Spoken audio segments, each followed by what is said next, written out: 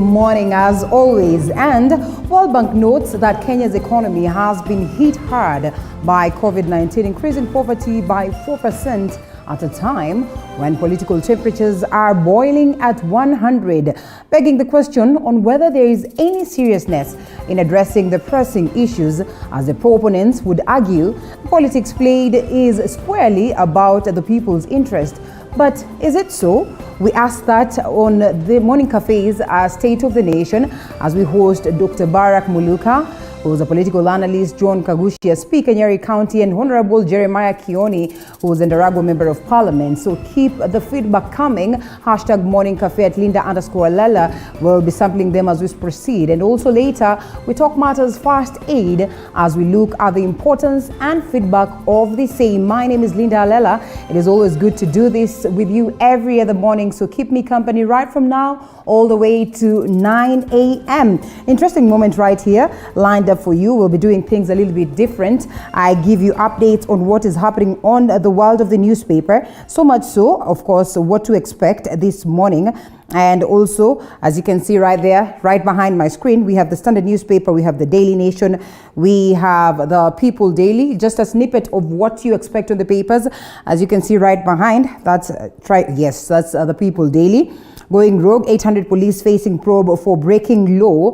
That is a story captured on page 17 of the People Daily. We'll be giving you details of the same as we proceed. And I won't lead the no campaign that is against BBI. Ruto declares this as he says he has been pushed to lead the campaign against the Constitution Amendment Bill, but he is not interested in the contest. And moving on to the next one, bars, churches, new targets in Christmas ban, and government is pulling tougher measures ahead of festivities to curb a rise in the infections, putting a damper on the celebrations. It's going to be different as we all would expect. And away from it, a couple of things that have been put on board. We'll be taking a look at that as we proceed. A 2-year-old singer takes YouTube by storm. Toddler, who is a gospel sensation, has attracted a large following on the internet after his song asking God for help became an instant hit. That's going to be an interesting one. And of course, Senate recalled to debate the Sonko impeachment drama, a story captured on page 5. We also delve deep into looking at that later on. What is on the front page of the Standard newspaper? Dark day as medical workers start a strike. By yesterday night, they had declared that they're going to, rethink that. And of course, they've given an ultimatum of 14 days to the government to see to it whether indeed they're going to address their grievances. That way, if not agreed upon, then they will proceed for the strike. So we'll be looking at that. And we ask what just ails the health sector in the country, captured on page 6. Hope as rollout of coronavirus jabs begins this week. COVID-19 vaccine is out here. Others argue that Kenya is not giving us clear picture on whether indeed we'll go for the vaccine or not. A question of wait and see, captured on page 4 and 5 of the Standard newspaper. Thousands of children sent away from care homes, and with COVID-19 hit and trying to, in a huge way, destabilizing a couple of different sectors. This also has been, destabilized in a way. A story captured on page 2. And you can always grab your copy and get to know what it is that it's all about. The road to Damascus was also touched on that. I guess this is a story that finds its way on most of the newspapers. That is on the front page, the road to Damascus, no contest as to what the DP would say. And what's on the Daily Nation? Split over Christmas lockdown. Yes, we have touched that also on the People Daily. A National Committee on COVID-19 to meet today before advising President Kenyatta on whether we should proceed and close down some of these activities. The numbers are worrying, and governors fearing their regions will be hard hit by spike in infections. So whether indeed it's going to be a tight Christmas ahead or not is only going to be determined by the National Committee on COVID-19 matters. We'll be giving you details of the same as they come in. A story captured on page 8 of the Daily Nation also. Sonko's oyster is on the Daily Nation front page. The Senate will on Wednesday hold a special sitting to determine the procedure to be followed in the trial of Nairobi Governor Mike Mbuvi Sonko. Is also a story that will be forming the basis of our discussion this morning. We get to know whether indeed it is going to be the end of Sonko or what next for him and what next for Nairobi. This even as teachers are still toppling up as KUPPET topples with NAT in race for numbers. The two teachers unions head to the polls following a big change in fortunes, and while NAT has suffered a hemorrhage of members, KUPPET is riding a new wave of ascendancy, a story that is on the back page of the Daily Nation. So much so, this on matters health crisis as nurses go on strike over pay. And we wait to see what will take center stage in regards to that. Thika millionaire, my 75 days in captivity. I was made to wash clothes and utensils for the tenants. Once in a while, I was ordered to clean the compound. One of the special stories that you will see captured on the dailies. And of course, that is on page 3 of the Daily Nation. That's all that you expect on the papers this morning. We'll be looking at that alongside my guest later on. Like I said, we're expecting the Rago Member of Parliament, Jeremiah Kioni, and we also expect to have a couple of other guests that will be taking us through that.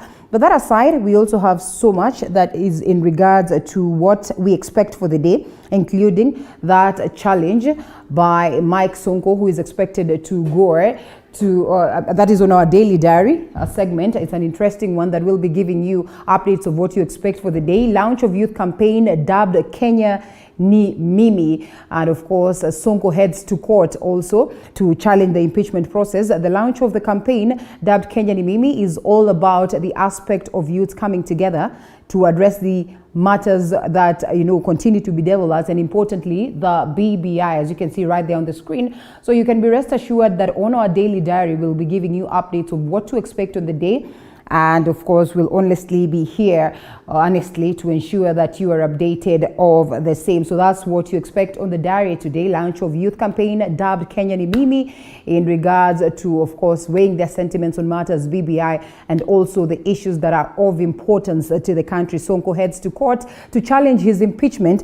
And of course, after Senate decided to convene that sitting to see to it whether indeed we are able to, address or they are able to, of course, proceed and debate on the impeachment of Mike Sonko. As we take a look at that, let me try and get a hold of what it is that is trending this morning.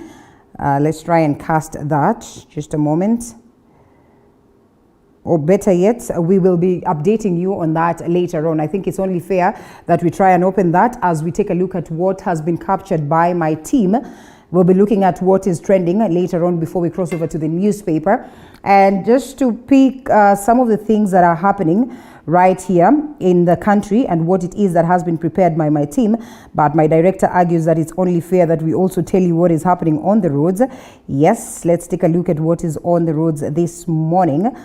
And yes, here we are. Let's briefly take you through traffic. It's not pretty much bad this morning. As always, I want to start from where I am.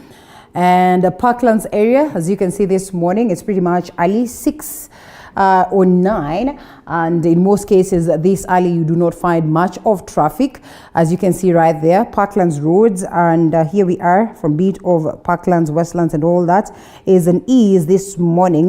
Parklands road is pretty much easy this morning, and coming to this side of Kipande Road is also not so bad this morning, as you can see right there, and that takes you to those sides of Museum Hill and takes you to those sides of Westlands. It's pretty much not bad, as you can see. Ngara East is also not so bad. Those directions, the roads are not badly off. Coming all the way to Ring Road, that is Ring Road Ngara, as you can see it right here.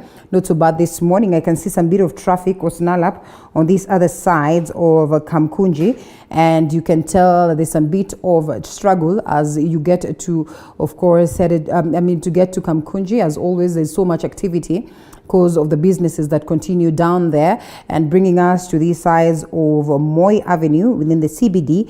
Not so bad this morning. Sometimes it's very hectic when you're trying to get to the city, you realize that there's so much. Kenyatta Avenue is not badly off this morning, and of course taking us all the way to Valley Road. Valley Road is equally not so bad this morning, going down all the way to Ngong Road. Ngong Road is pretty much of an ease also, as you can see. Most of the times you expect so much traffic headed to town or away from town, but it's not so bad this morning.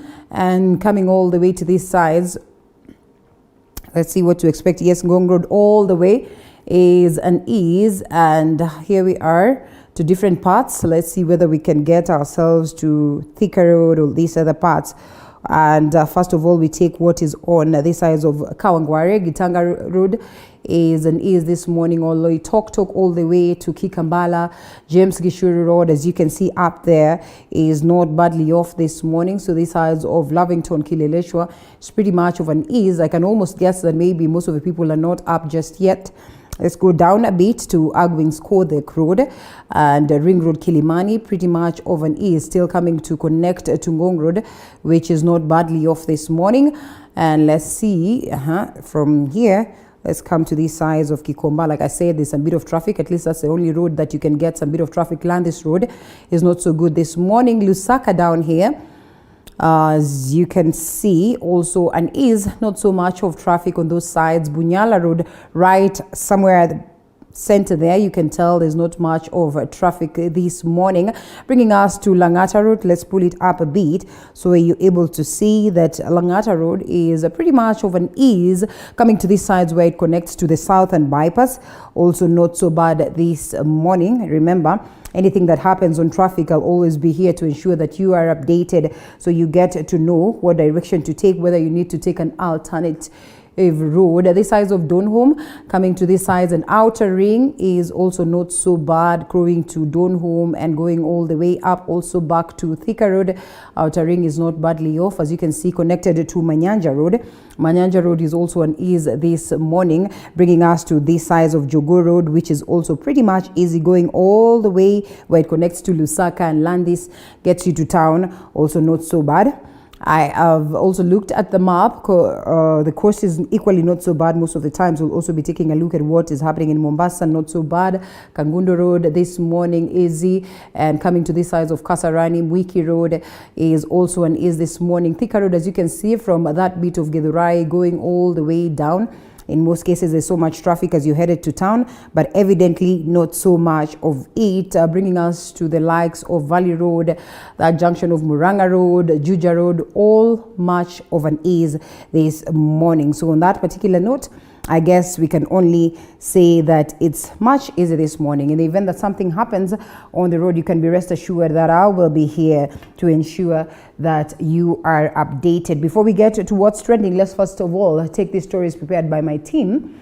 And the earlier planned health workers strike has been suspended, like I told you, and this is for a further 14 days. A statement by the Kenya Medical Practitioners and Dentists Union say that they will go of the government time to implement their demands, failure to which they will proceed for the strike on the 21st of this month. Just hours into beginning the doctors' nationwide strike on Monday morning, the Kenya Doctors Union KMPDU, through a memo, has deliberated to suspend the strike for 14 days to allow for dialogue. And if the issues will remain unresolved upon the lapse of the 14 days, the strike will commence on the 21st December. 3 weeks in, the committee and the Doctors Union KMPDU have been on the negotiation table to come up with a clear roadmap to address the issues laid out by the health workers, with the union saying the government has had ample time to fulfill their demands. Come Monday morning, you will have no doctors. The strike will continue as per the advisory of the National Advisory Council of KMPDU until all these matters are resolved. According to the unions, close to 763 health workers have been infected with COVID-19, 37 of whom are still ill, and 9 others have succumbed to the virus. Among the issues the unions want addressed is lack of adequate personal protective equipment, PPEs, for medics who are in the forefront in the war against COVID-19, as well as providing them with medical insurance. Wengi wetu wamepoteza maisha, na leo hii maafisa tabibu 9 baadhi ya wale ambao wameweza kupoteza maisha katika huduma zetu za afya, wahudumu wetu wa afya, hatuwezi kusikizwa. Leo hii tunasema hatuna vifaa muhimu kwa ajili ya kujitetea, lakini hatusikizwi. Tunasema hivi hatuna motisha hata ya kupandishwa vyeo peke yake, lakini hawataki kutusikiza. This comes even as the country records 396 new COVID-19 infections, bringing the total tally to 88,380 positive cases. 397 more people have recovered from the virus, while 8 others have succumbed to the virus. Nanok Lauren, TV 47. And ODM leader Raila Odinga now says that there will be another opportunity to amend the 2010 constitution. Odinga further told of critics of the BBI report led by Deputy President William Ruto.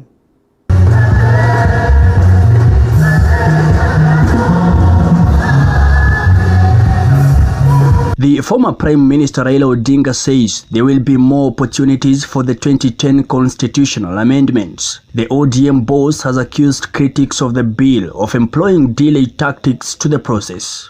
But you cannot take everything on board in a constitutional amendment.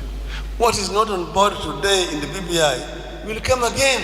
There will be another opportunity for another amendment to be done. What we are doing right now is called the first amendment to the 2010 Constitution. There will be a second amendment, a third, a fourth, a fifth.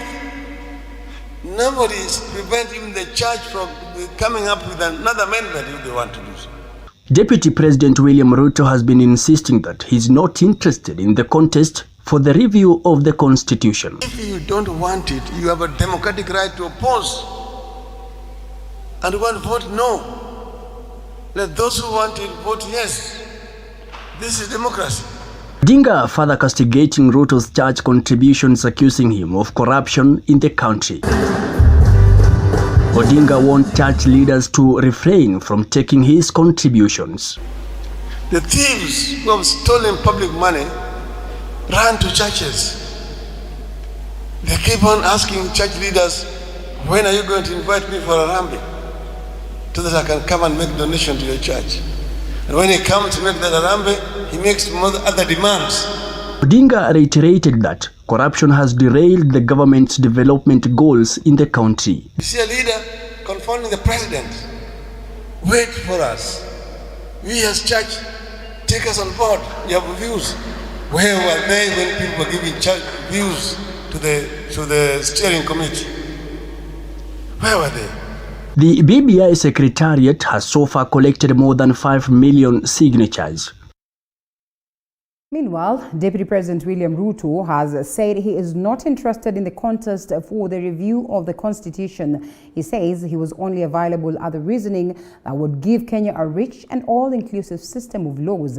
Ruto said the move would accord leaders ample time to focus on pressing issues facing Kenyans.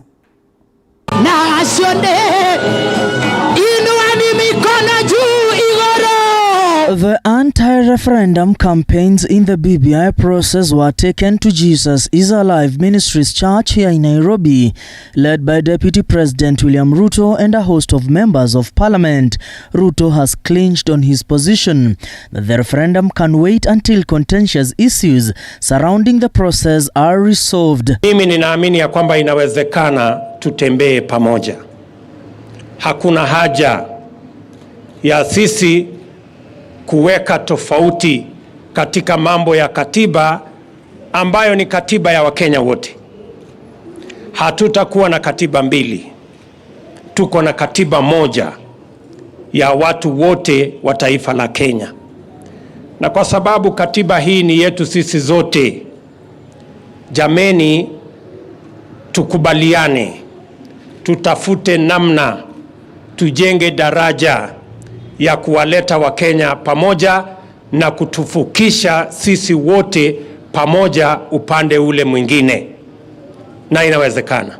In the event the referendum takes place, the Deputy President insists that all procedures must be followed. According to the Elections Act, in that the referendum must have multiple questions, since the BBI report has several issues that seeks approval by Kenyans. Our law, the Elections Act, proposes that where there are more than one issue, like it is the case in this change of the Constitution, we should have a multiple choice referendum. And that is all we are asking.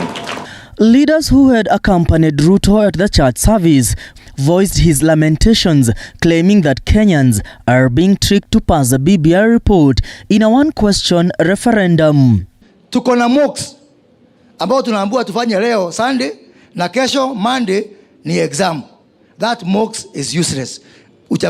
Our exam ni 2022. Mocks ya leo, we will refuse the invitation. Wanataka tuseme yes na no in a collective way, so that zile mbaya ziko ndani useme yes, zile mzuri ziko ndani pengine useme no. And we are telling them we want multiple questions. We decide what we want to change and what not to change. The leaders say there are a dozen of issues to be addressed, including schools reopening, the COVID-19 crisis, locust invasion, and the doctor strike. And as such, the BBI process can wait since it is not a priority. Kenyans are dying every day. This week, Your Excellency, from Monday to yesterday, there is not a single day sijaenda mazishi ya mtu wa corona. As we speak, we are seeing our frontline workers dying of corona because they have not been provided for with PPEs. Yet tunajua PPEs are also lying in the storage units in KEMSA, na tukadanganywa hapa ati sijui within 60 days COVID billionaires will have been dealt with. Wakati ambao tunaendelea kuona maafa ya corona, madaktari wamekosa vifaa vya kujikinga, walimu wanakufia kule kwa mashule. Sisi kama wana Nairobi tunaangalia hiyo Januari, tunajiuliza hii Januari kweli tutaweza kufanya kazi ya kujikinga kuishi na tena tufanye kazi ya yes na no? Kericho Senator Aaron Cheriot allayed fears that the 5 million signatures collected might not be legitimate and asked the Electoral and Boundaries Commission to dutifully verify and publish every signature collected. Wamepatiana vitabu ya signatures but not copies of BBI. Mmejiuliza ni kwa nini?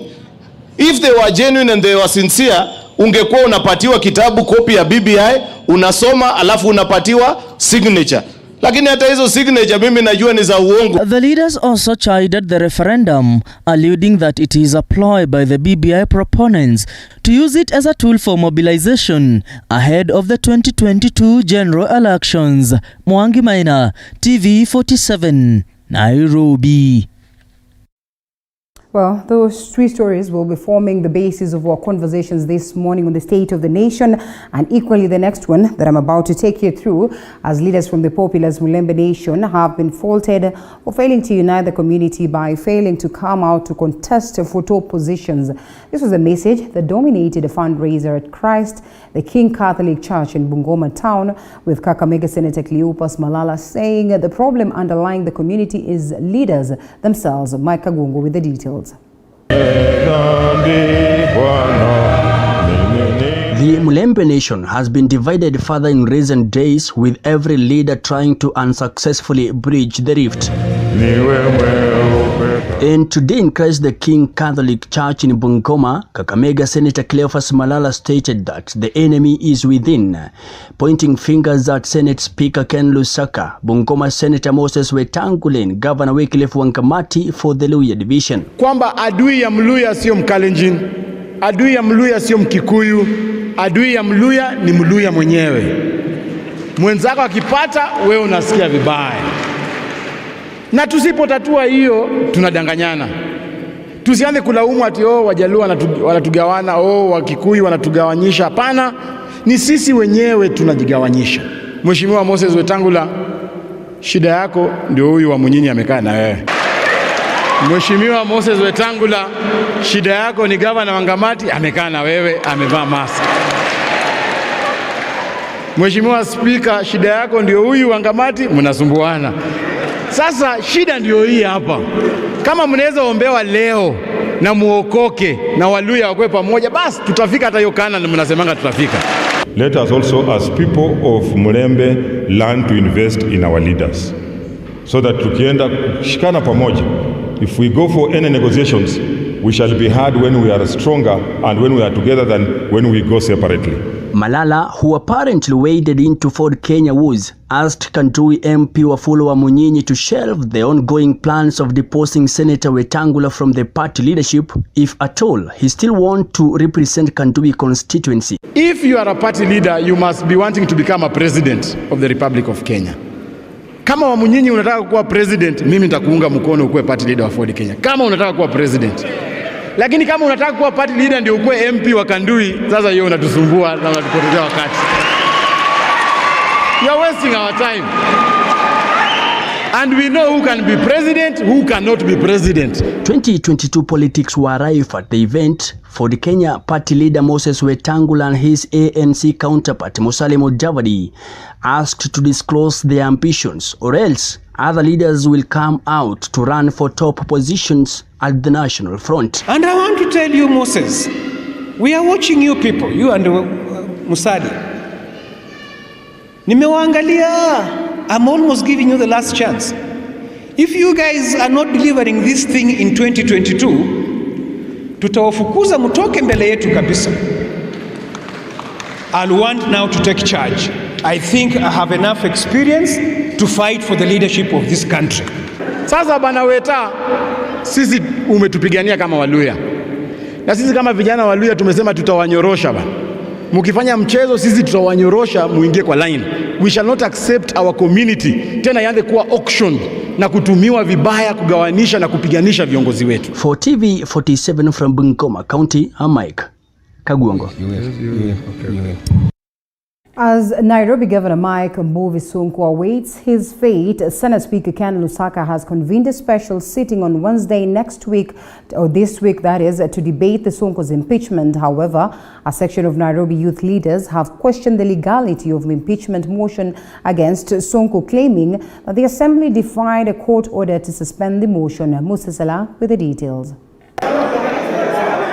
Barely a week after the Nairobi County Assembly passed the impeachment motion against Governor Mike Mbuvi Sonko, the leadership crisis at City Hall now has the Senate on its toes to determine Sonko's fate, with Senate Speaker Ken Lusaka recalling the House from recess.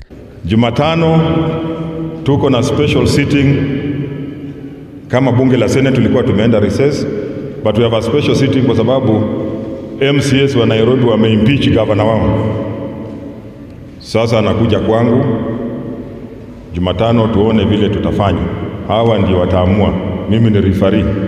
The Nairobi County Assembly impeached Sonko on Thursday following an impeachment motion that was tabled by Embakasi Member of Assembly and Minority Leader Mike Oganda. We have to correct the mess and ensure that our people, the electorates, the people who serve this county are receiving the services that they deserve. Sonko has been accused of gross misconduct, abuse of office, and lack of ability to lead the county. Sonko has also been accused of derailing the Nairobi Metropolitan Services NMS development agenda by failing to sign the county's 2020-2021 budget. 88 MCAs voted to oust Sonko, with only 2 MCAs voting in his favor. The effect of these results is that the motion has been carried, and therefore the Assembly has resolved to remove His Excellency the Governor Mike Mbuvi Sonko from office by 2/3 of the members.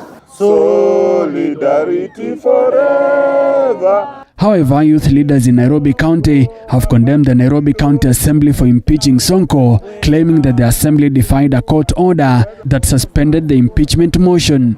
They said that they are determined to sacrifice at all costs and to disregard an active court order which barred the Assembly from prosecuting the notice of motion to impeach the governor. Narok Senator Ole Kina Ledama shared similar sentiments, citing the Assembly for contempt of court. The youth leaders have also threatened to cause chaos in the city if Sonko is not reinstalled, further saying that they will collect signatures from residents of Nairobi, which they will then present to the Senate on Monday. Ile mambo mnafanya, sisi kama vijana wa Nairobi tuko na masahihi zetu na tumehakikisha vijana wote na wamama na wazee Nairobi County wameweka sahihi zao wakikondemn hiyo mambo ambayo kwamba inaendelea ya impeachment ya Mbuvi Gideon Kioko. Hii form ni sisi wananchi ndio tutarudisha siku ya kesho, tupeleke kule Senate wakuwe na habari ya kwamba wananchi wa Nairobi hawajatoa gavana kazi. Ndiye asikie maneno ni lazima kukue na furuga hii town. Juu tuliona wakati Raila Amolo Odinga alisimamisha hii town siku 2 alimuita handshake. Na sisi tunasema kuanzia Tuesday hii town itakalika hadi Rais Muigai Kenyatta aite governor chini wapige handshake. Si ndio Kenya? Sisi tunataka handshake ya 3. Sasa tuelewe Governor Mike Mbuvi Sonko akae chini na president waelewane na hii mambo ishe. In its special sitting, Senate will discuss Sonko's predicament and decide on his fate. Musa Salah, TV47.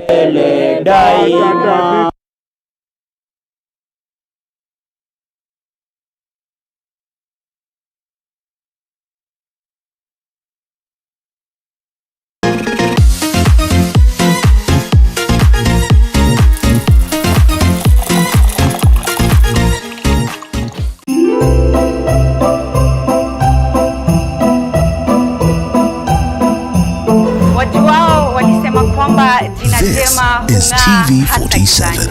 Happy holidays. Wakasema bora ni bora iliyoboreshwa. Authentic. Habari za TV47. Natural. Zidi kuimarika kila kuchapo. Tunasanzuka na kutamba ili kuhakikisha tunaweka bayana taarifa kemkem zenye usawa na mantiki.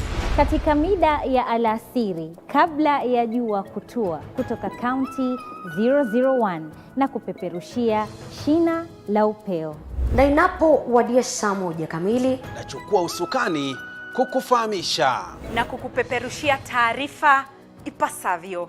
Tutakueleza ni kipi kilichojiri na wahusika ni wepi. Ungana nasi kila siku ya wiki tukujuze, kwani usilolijua ni kama usiku wa giza.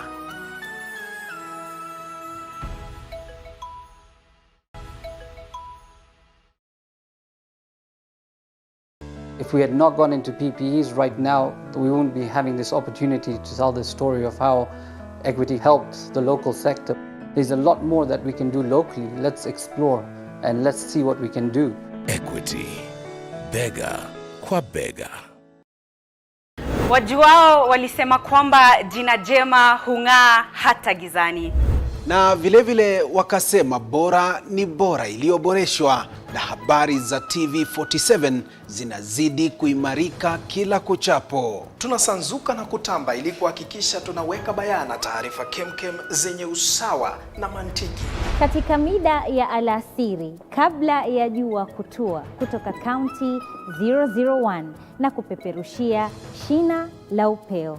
Na inapo wadia saa 1 kamili, nachukua usukani kukufahamisha na kukupeperushia taarifa ipasavyo. Tutakueleza ni kipi kilichojiri na wahusika ni wepi. Ungana nasi kila siku ya wiki tukujuze, kwani usilolijua ni kama usiku wa giza.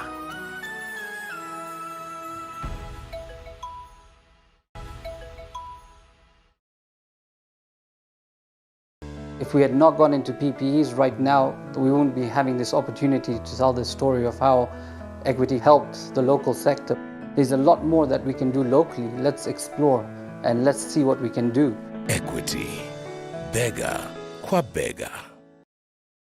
Wajuao walisema kwamba jina jema hung'aa hata gizani.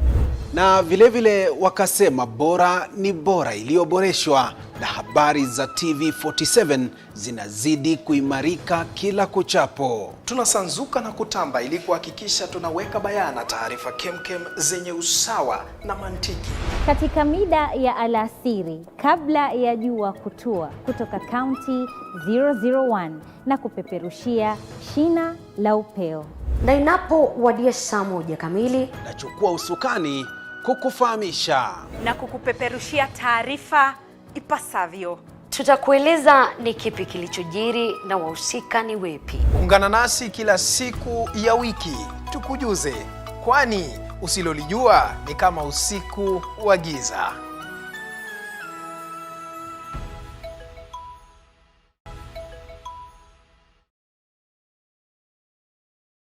If we had not gone into PPEs right now, we wouldn't be having this opportunity to tell the story of how Equity helped the local sector. There's a lot more that we can do locally. Let's explore and let's see what we can do. Equity, bega kwa bega. Wajuao walisema kwamba jina jema hung'aa hata gizani. Na vilevile wakasema bora ni bora iliyoboreshwa, na habari za TV47 zinazidi kuimarika kila kuchapo. Tunasanzuka na kutamba ili kuhakikisha tunaweka bayana taarifa kemkem zenye usawa na mantiki. Katika mida ya alasiri kabla ya jua kutua, kutoka kaunti 001 na kupeperushia shina la upeo.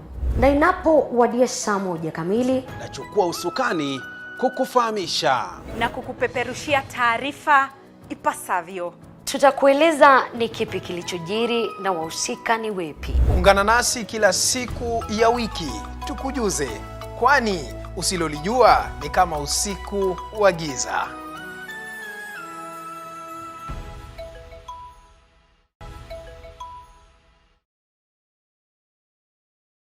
If we had not gone into PPEs right now, we wouldn't be having this opportunity to tell the story of how Equity helped the local sector. There's a lot more that we can do locally. Let's explore and let's see what we can do. Equity, bega kwa bega. Wajuao walisema kwamba jina jema hung'aa hata gizani. Na vilevile wakasema bora ni bora iliyoboreshwa, na habari za TV47 zinazidi kuimarika kila kuchapo. Tunasanzuka na kutamba ili kuhakikisha tunaweka bayana taarifa kemkem zenye usawa na mantiki. Katika mida ya alasiri kabla ya jua kutua, kutoka kaunti 001 na kupeperushia shina la upeo. Na inapowadia saa 1 kamili, nachukua usukani kukufahamisha na kukupeperushia taarifa ipasavyo. Tutakueleza ni kipi kilichojiri na wahusika ni wepi. Ungana nasi kila siku ya wiki tukujuze, kwani usilolijua ni kama usiku wa giza.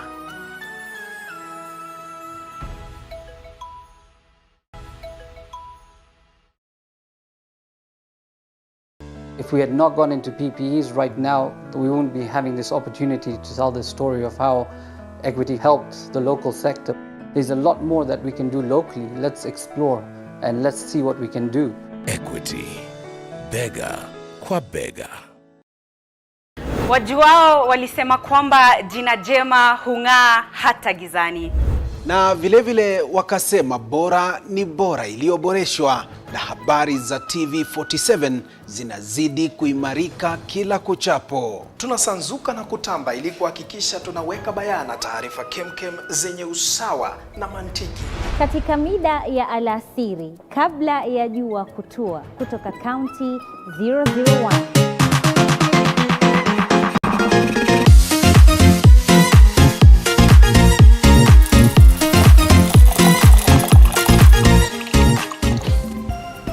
Welcome back now to the actual view of what is on the papers, and joining me for the same is John Kagushia, who is the Speaker, Nyeri County. It is good to have you, Mheshimiwa, this morning.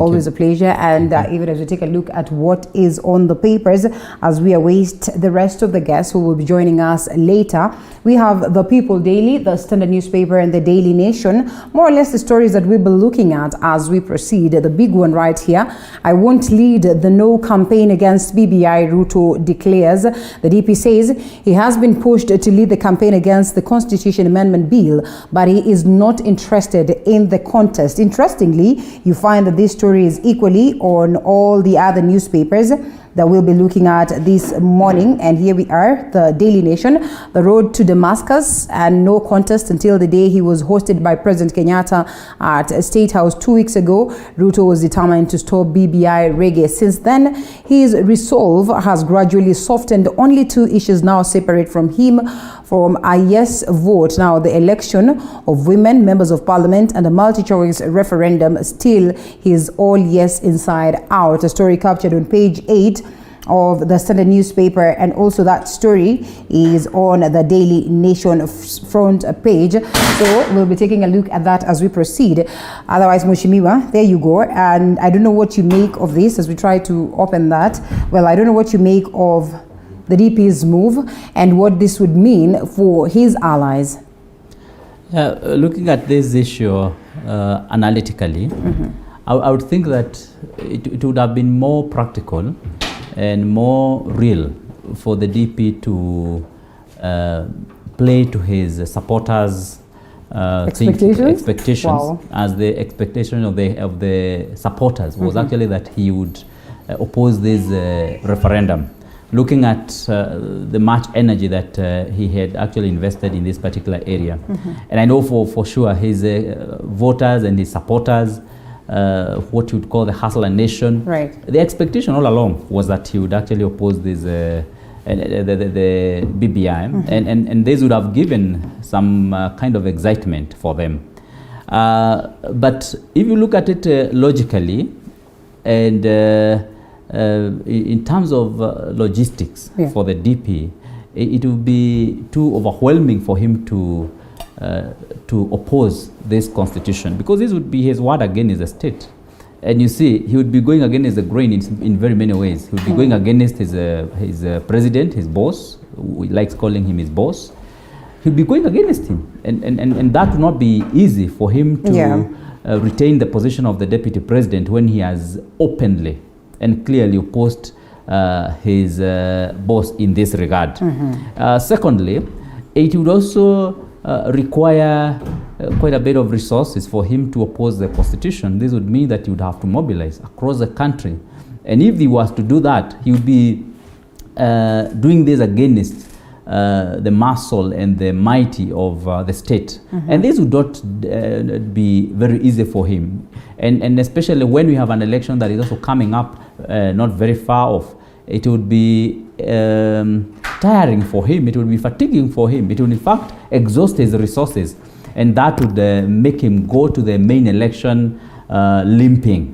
Thirdly, it would also play very negatively for him if at all he was to lose this BBI contest.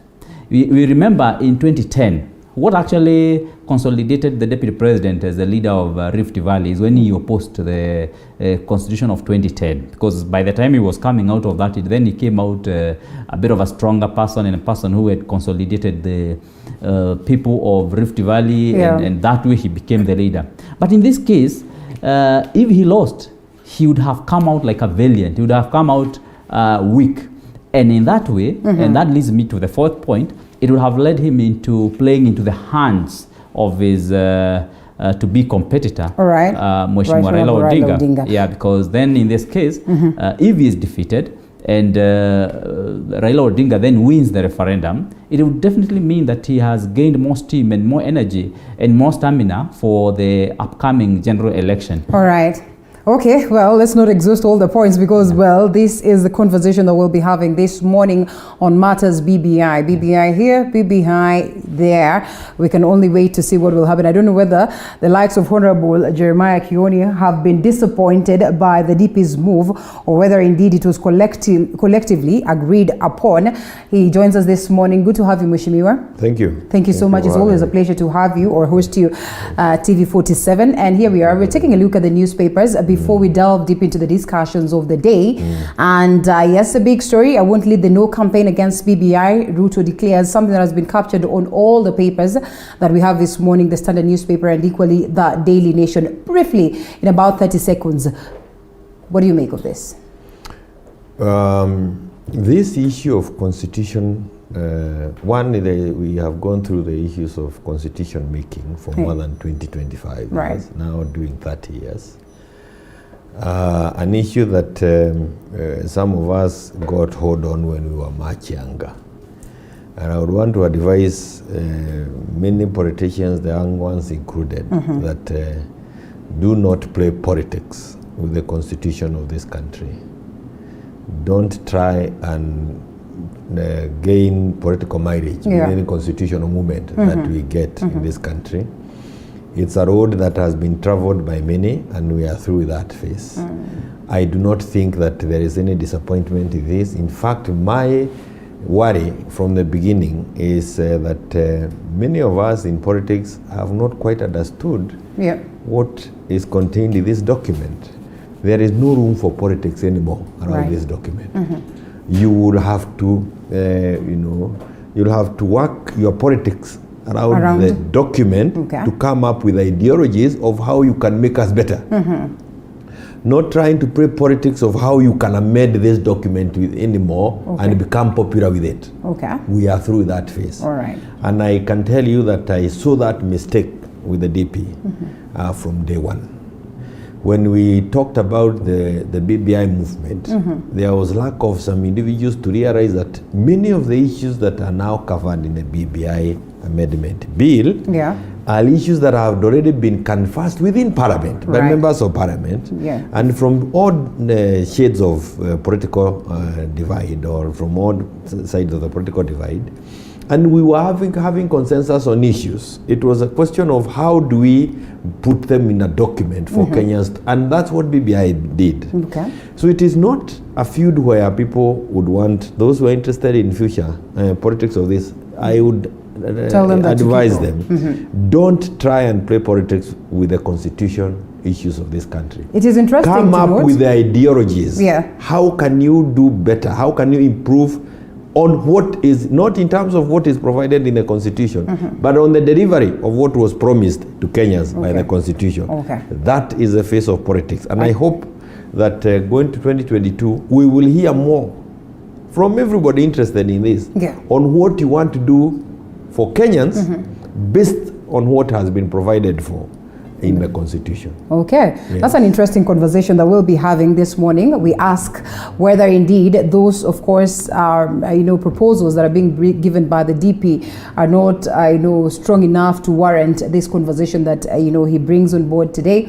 And moving forward, whether indeed that document is people oriented as opposed to being a document for the politician. But that aside, another story that has been captured, Bars Church's new targets in Christmas ban, and it's going to be a different festive season for us. That one, I'm sure most of the Kenyans had psychologically been prepared for the same, but it looks like it's going to be tougher and tighter based on what it is that the COVID-19 committee is working on, and government is mulling tougher measures ahead of festivities to curb rise in infection, putting a damper on celebrations that are set to be there. A couple of things that need to be looked into. The curfew hours, the government is reportedly considering reviewing the curfew hours from currently 10 to 8 p.m. and drastically reducing operational hours of bars. Social gatherings, the government is considering limiting the number of people to attend social gatherings in worship places, funerals, restaurants, and stop political rallies until after schools reopen. Bars and restaurants could be prohibited from selling alcohol, while wines and spirits outlets could be restricted to only takeaways. And lastly, churches and mosques will remain or would remain open, but the reduced curfew timelines mean the transitional or traditional midnight mass is unlikely to happen. This will be necessary at this time? Well, I want to hope that we do not have to restrict the movement and also reduce on the operation hours. I think we can make do with what we have now, and I want to believe that we will not be going that direction. Yeah. And what I think we need to do at this particular time is we need to enhance compliance to the existing rules, but we don't necessarily tighten them so much. But then Kenyans also need to be a bit more careful and of course follow the rules that have been put, particularly the issue of social distancing and the issue of use of masks. I think that is really an important issue that we all need to adhere to. As to the issue of social gatherings and political rallies, unfortunately, the only wrong thing I find about this is that we are not being very sincere when we are dealing with these particular social gatherings and political rallies, because we have basically been using these a little bit more politically, I dare say. And the moment you do it that way, a lot of Kenyans now start they start losing faith with that process, because this has been used against certain political players. If I don't like you, then you must adhere to COVID rules. If I have no problem with you, then you don't have to adhere to COVID rules. You saw what happened with the Mike Mbuvi Sonko governor with his MCS the other day. They were told they ought to have obeyed the COVID rules. But at the same time, we have also had other meetings going on. As a country, we really need to get to a place where we obey and follow this constitution that we have also made.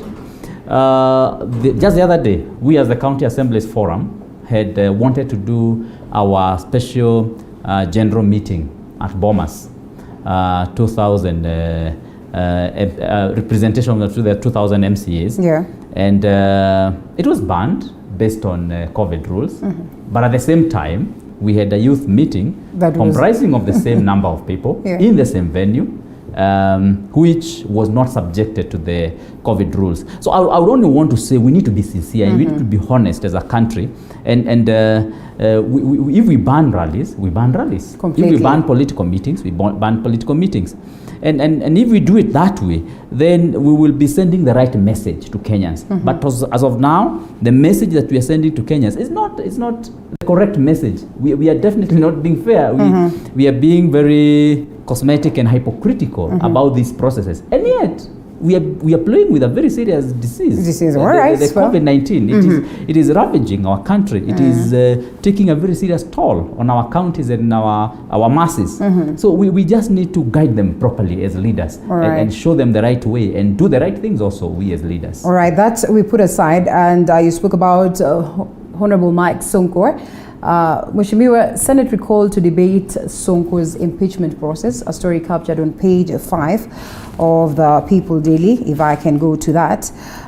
What do you suppose will be the fate of Honorable Mike Sonko? We'll also be looking at that later on in depth. Just one statement on the COVID-19. Okay, yes. It's unfortunate that we find ourselves with this pandemic. At a time when we are still trying to fix our political mannerisms. And it's for that reason that we are likely to be hit, because again, just like the speaker has said, you can see the kind of perception of treatment being treated differently when you are looking perhaps for the same kind of thing. And again, we have people who would want to become populist, very popular, because you seem to be the one dealing with the COVID or projecting the issue. So it has hit us when our political mannerisms are not at the best. And I say that because when you compare ourselves with countries like Sweden, or even Australia, they seem to have an agreed way of handling, and you don't hear squabbles. The country decides we have this way of handling COVID. Nobody tries to play politics with it. It's a dangerous thing, and we all agree. And it will really be a tall order on us as politicians to agree on this.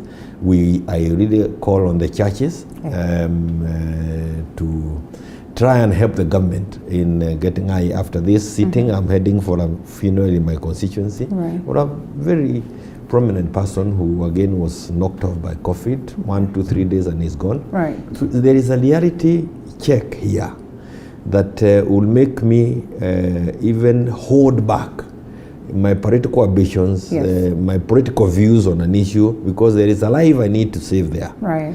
I can even avoid going to a gathering in my own constituency that may impact on me negatively, because I understand by allowing this kind of gatherings to continue, I will certainly lose 1 or 2, 3 people in my constituency. Right. There is a political cost to pay for this. Right. And even the churches will have to understand. I had my own daughter's wedding on Thursday. Okay. We received the circular, I think on Wednesday, that in the church, no more than 50. We had already done the invites. Okay. But we have to go with that. Right. We were stopping people at the gate and saying, there's nothing we can do. I don't want to lose you because you came to my daughter's wedding. I don't want to lose my daughter because somebody. So these are some of things that we just have to become human and just think it's a very difficult thing. Okay. On Mike Sonko, the Buffy man, I was with him in 10th Parliament. I sympathize with his situation as the former president said back, I think in 1988 or 89, when he was talking to the then president of the Republic of Kenya, the then vice president, not deputy, Professor Karaja. It came to a point, I know you people are younger, but it got to a point where Karaja had taken over from Kibaki. Yes. And Professor Karaja was going through the same phase Kibaki has gone through. And then Kibaki told Karaja, the die is cast. Read it, do the respectful thing, move on. Okay. For some, this Buffy Sonko, I think the die is cast. He may need to agree ahead of time. Right. He may resist it at the Senate, but this die is cast. And unfortunately for Mike, I think in many ways he has invited it upon himself. Right. Well, okay. Whether the die is cast or not is a question of wait and see. That also forms the basis of our conversation this morning. And on that very note, I think it's only fair, gentlemen, that we take a short break. We'll be coming back more, and that's when we get to the discussion. We discuss the state of the nation. Much more that has been captured also in the other newspapers is exactly what has been captured on the People Daily. So we might not be able to delve deep into that, but in the need, we'll also be taking a look at some of them that we have not captured, and we discuss after the short break. Dr. Barack Muluka has already joined us, so that means we will loop him in after this break.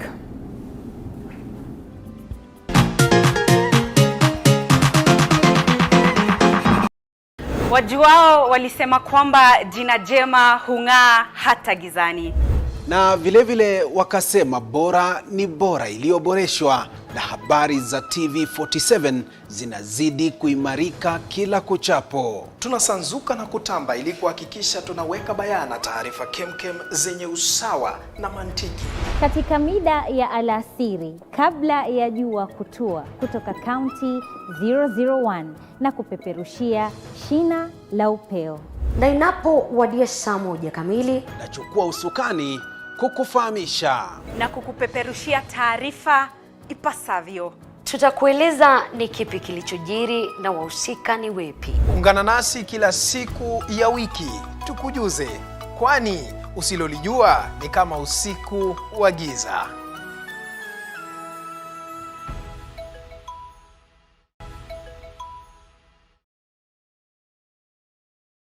If we had not gone into PPEs right now, we wouldn't be having this opportunity to tell the story of how Equity helped the local sector. There's a lot more that we can do locally. Let's explore and let's see what we can do. Equity, bega kwa bega. Wajuao walisema kwamba jina jema hung'aa hata gizani. Na vilevile wakasema bora ni bora iliyoboreshwa, na habari za TV47 zinazidi kuimarika kila kuchapo. Tunasanzuka na kutamba ili kuhakikisha tunaweka bayana taarifa kemkem zenye usawa na mantiki. Katika mida ya alasiri kabla ya jua kutua kutoka kaunti 001 na kupeperushia shina la upeo.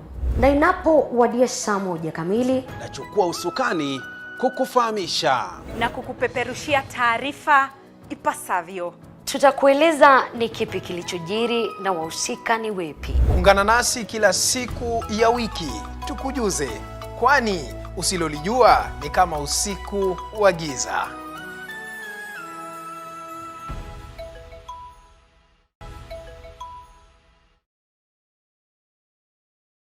If we had not gone into PPEs right now, we wouldn't be having this opportunity to tell the story of how Equity helped the local sector. There's a lot more that we can do locally. Let's explore and let's see what we can do. Equity, bega kwa bega. Wajuao walisema kwamba jina jema hung'aa hata gizani. Na vilevile wakasema bora ni bora iliyoboreshwa, na habari za TV47 zinazidi kuimarika kila kuchapo. Tunasanzuka na kutamba ili kuhakikisha tunaweka bayana taarifa kemkem zenye usawa na mantiki. Katika mida ya alasiri kabla ya jua kutua kutoka kaunti 001 na kupeperushia shina la upeo. Na inapowadia saa 1 kamili, nachukua usukani kukufahamisha na kukupeperushia taarifa ipasavyo. Tutakueleza ni kipi kilichojiri na wahusika ni wepi. Ungana nasi kila siku ya wiki tukujuze, kwani usilolijua ni kama usiku wa giza.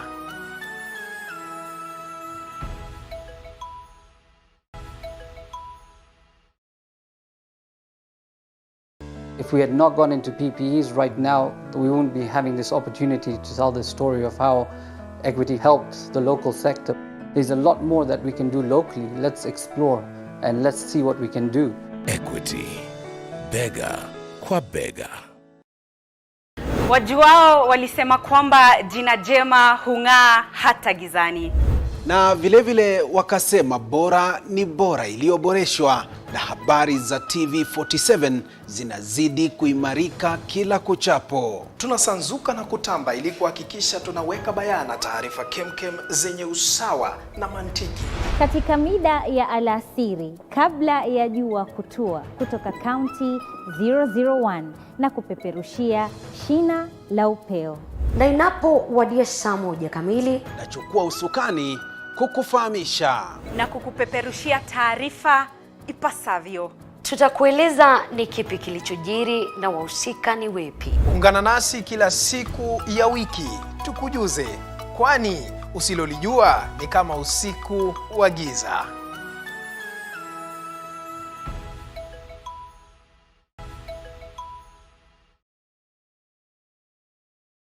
If we had not gone into PPEs right now, we wouldn't be having this opportunity to tell the story of how Equity helped the local sector. There's a lot more that we can do locally. Let's explore and let's see what we can do. Equity, bega kwa bega.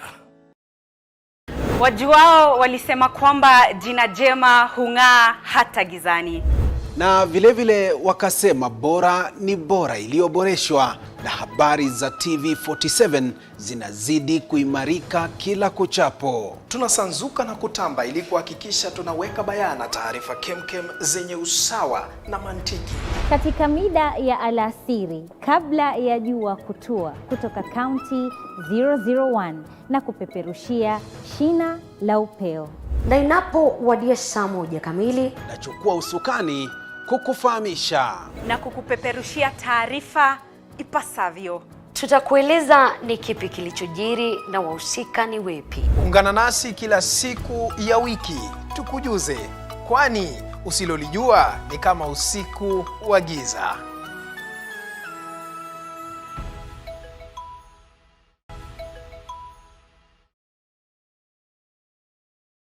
If we had not gone into PPEs right now, we wouldn't be having this opportunity to tell the story of how Equity helped the local sector. There's a lot more that we can do locally. Let's explore and let's see what we can do. Equity, bega kwa bega. Wajuao walisema kwamba jina jema hung'aa hata gizani. Na vilevile wakasema bora ni bora iliyoboreshwa, na habari za TV47 zinazidi kuimarika kila kuchapo. Tunasanzuka na kutamba ili kuhakikisha tunaweka bayana taarifa kemkem zenye usawa na mantiki.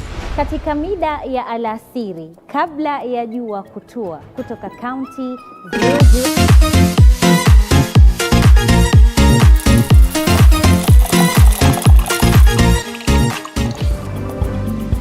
Welcome back to the broadcast. I still have the gentleman on board, and it is now that we get deep into the discussion.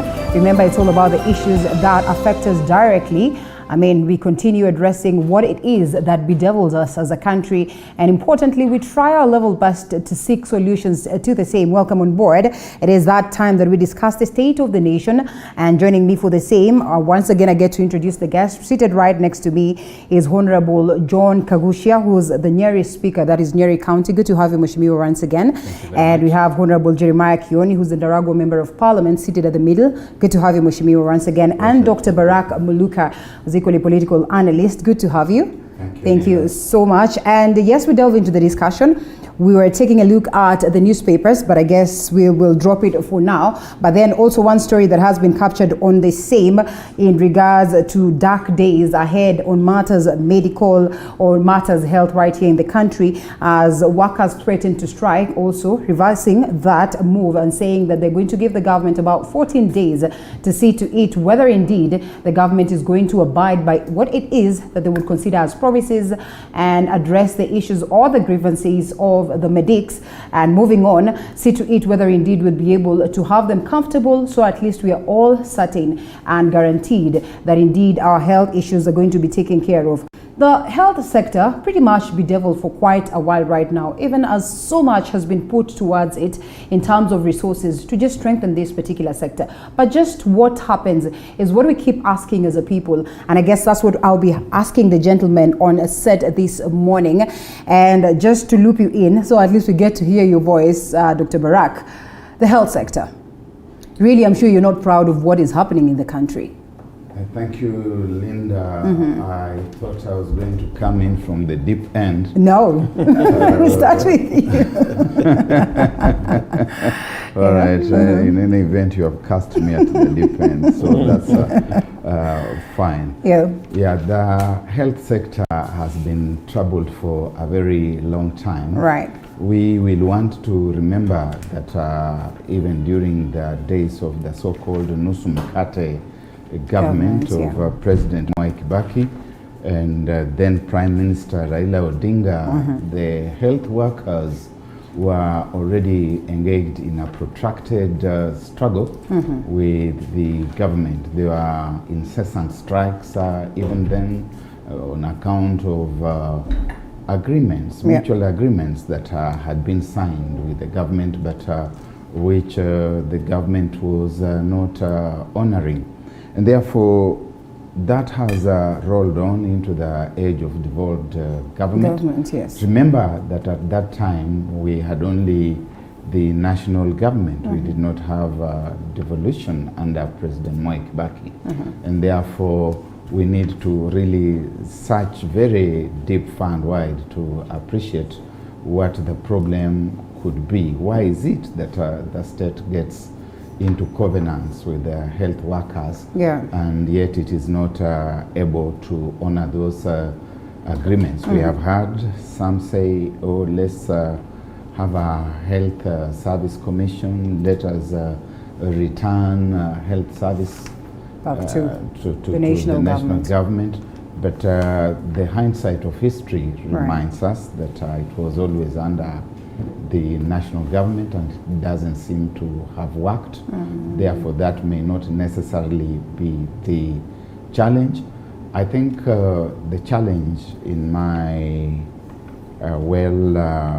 estimated interpretation, is a factor of authorities that have not been able to take proper stock of why people are in government, what role they are supposed to be playing, because the health sector is at the same time the one sector that is rife with scandal. One scandal after the other, and the scandals run into multi-billions of shillings. It means that funds that are supposed to be applied to the health sector are finding their way into other destinations, mostly into private pockets, and they are not doing that which they are meant to do. We know about the hired equipment, which is now a big saga. In 2004, 2005, the Council of Governors was persistently talking about this hired equipment. 2014. 14, and sorry. 14, yes. For a moment I thought, wow. 2014, should be 2014. 2014, I beg your pardon. It's 2014, okay. 2015. And it was in fact that hired services equipment that led Governor Isaac Ruto to lose his friendliness with the government and eventually his seat in Bomet. It was the price that he paid. Munya, who took over from him as chairman of the Council of Governors, carried on with the same struggle, and it cost him his seat in Meru. And today we are in a place where you would want to imagine that although the health service workers may not belong to the central organization of trade unions, that this is one area where even KOTU itself would be playing the role of a benevolent uncle and come in and help in the conversation. Let us get to the heart of the matter, which we are not doing on account of the fact that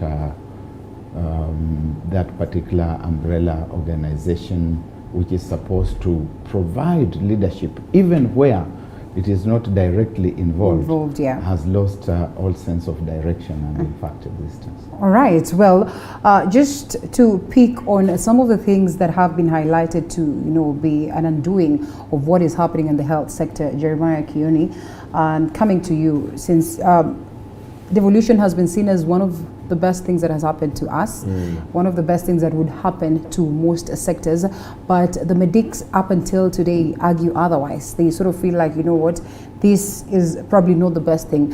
And even with the current conversation on the BBI, they presented their very own proposals in regards to, first of all, also getting a commission, what they compared to what it is that is happening in the education sector or the education counterparts. But we've also seen a commission with the education sector, but still, there's not so much of stability on that end.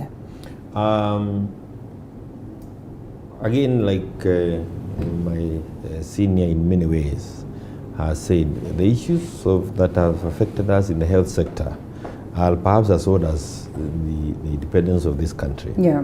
And many attempts have been made to try and right the wrongs, including the very last effort that we were making in Parliament a couple of days ago, maybe 2 weeks ago, 10 days ago, where there was again an attempt to address the COVID billionaires. And in the process, I think one of the commendable things that was done by Parliament, I can say that perhaps because I'm within there, was the refusal for members of Parliament to debate the issues of the COVID billionaires without having a clear,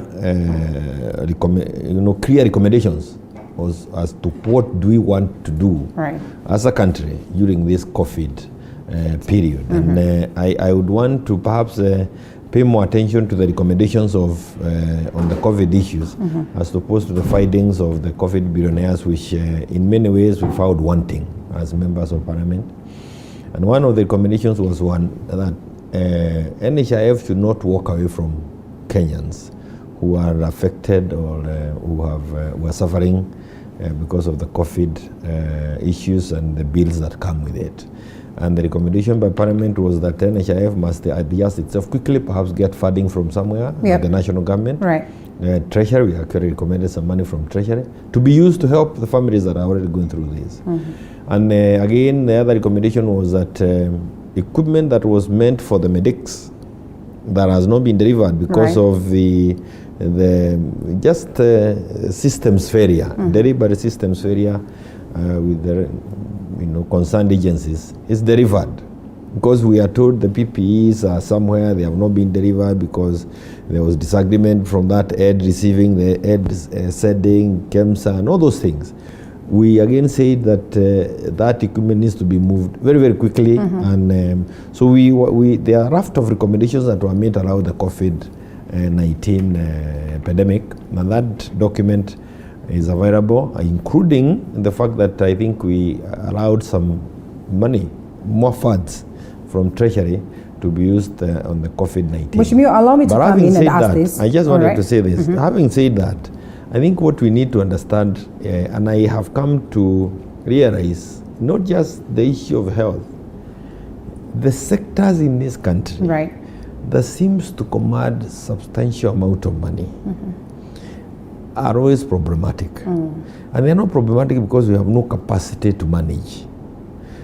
Or because we don't clearly understand what we need to do with it, but because there have been sources of funds for generations and generations. This set of generations benefited from that kitty and they made their money, they invested, they are gone. Now we have another generation of Kenyans who also want to benefit from the same sources and want to go with it. So you are not allowed to deal with it, even as people who have been given leadership authority.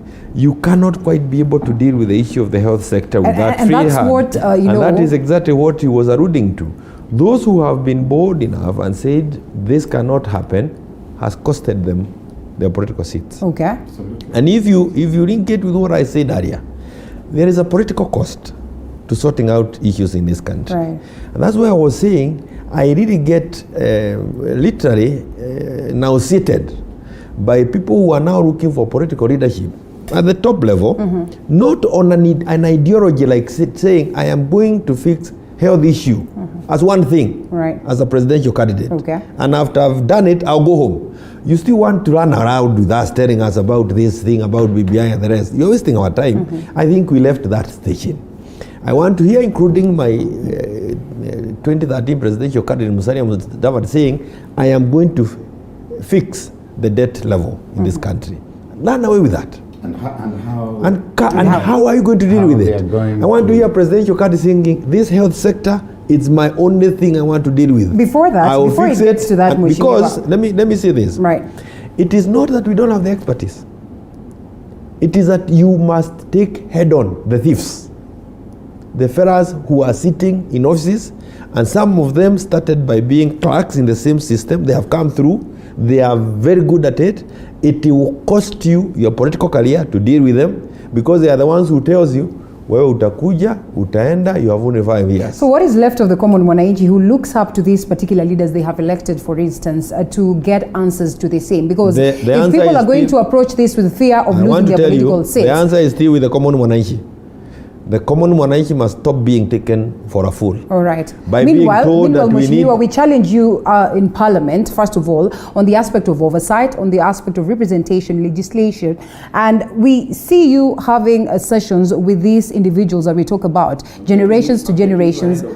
Yes. I'm taking way ahead of what you're saying. This will require the position of the president saying, I am fixing this issue alone. And you're not going to fix 5. You cannot fix the issues of maize in this country and fix the issues of health at the same time. You will have to take one issue and fix it and then go home. And I am telling you, it is that deep. Linda, I think you can afford to fix several. Yes. That's why we have these sectors. But I do wish to agree with Mheshimiwa to some extent, while also differing with him just slightly. It is actually true that this is a very deep-heeled challenge. Look at the past. Under President Moi, we had Joshua Angatia, who was appointed Minister for Health for a short period. And it couldn't work Joshua Angatia went down in history as the lamenting minister for health. Yeah. He was perpetually talking about cartels in the ministry, cartels that were making it impossible for him to work. Then you can look at the current situation. The last time I checked, the budget lines in the Ministry of Health remained the same as they had always been, even before devolution. The question then becomes, where are these funds going? Now, where I want to just tweak it a bit and gravitate away from Mheshimiwa here is that I think Parliament can help us. I think so too. Parliament can help us. Don't we need a law in this country that makes those who are custodians of health to also be subject to use of the same facilities that they superintend? I think we need to get to a point in this country where if you're in charge of education, if your children don't go to the public schools in the country, you step aside. You are let free so that you can take your children overseas wherever you want. If you are in charge of health, it becomes a criminal, in fact, for you to go to a private hospital in the country, leave alone a private hospital in South Africa or a private hospital in the United Kingdom. To a great extent, I think COVID helped us a little bit when it grounded all of us here. But I think Parliament could want to reflect on this and make sure that we have that kind of law. Let's have the speaker come in. And I mean, I would look at what is happening at the level of the counties is technically what is literally, I mean, your roles are more or less the same as what are the roles of, the National Assembly, or so to speak.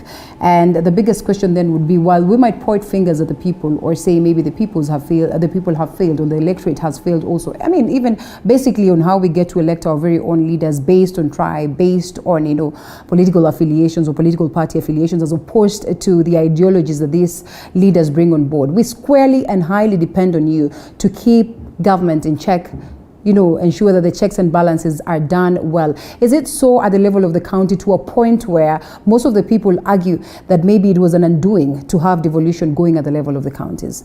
Yeah, thank you very much. First, I wouldn't want really to blame the people, the electorate, because doing that might again also look like is a shifting responsibility now to the public and to the masses. Because once we are elected, we are now supposed to act in good faith, regardless. And so we can only take the blame if at all we are not living up to the expectations of the Constitution. Because we take an oath, we all get admitted, we all take a salary. And so really, we are supposed to live up to the expectations of our laws, our Constitution, and the good faith that we have in our people. And just to point out, the doctors, this time in particular, are complaining about issues that are feasible, things that ought to be done.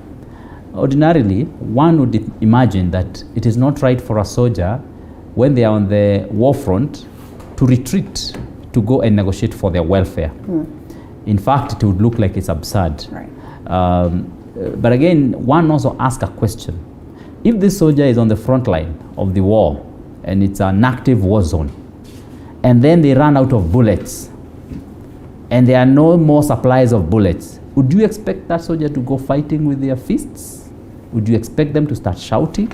Would you expect them to, what would you expect them to do if it were you and you're a soldier? A soldier would definitely retreat at that point, if at all there's no more supplies of bullets. And I think this is exactly what could be happening with our frontline soldiers in this war against COVID, where they find themselves, you are fighting, but you don't have insurance, you don't have PPEs, or they're not sufficient. And at that point, then you ask yourself, should I just then sit back and wait and die? Then once you have all the doctors dying, what do you do? When you go to a normal case of military, when the military or when the army men get inflicted with injuries when they are in a war zone, they're usually airlifted with a lot of respect, with urgency, and they are not taken to Kenyatta National Hospital.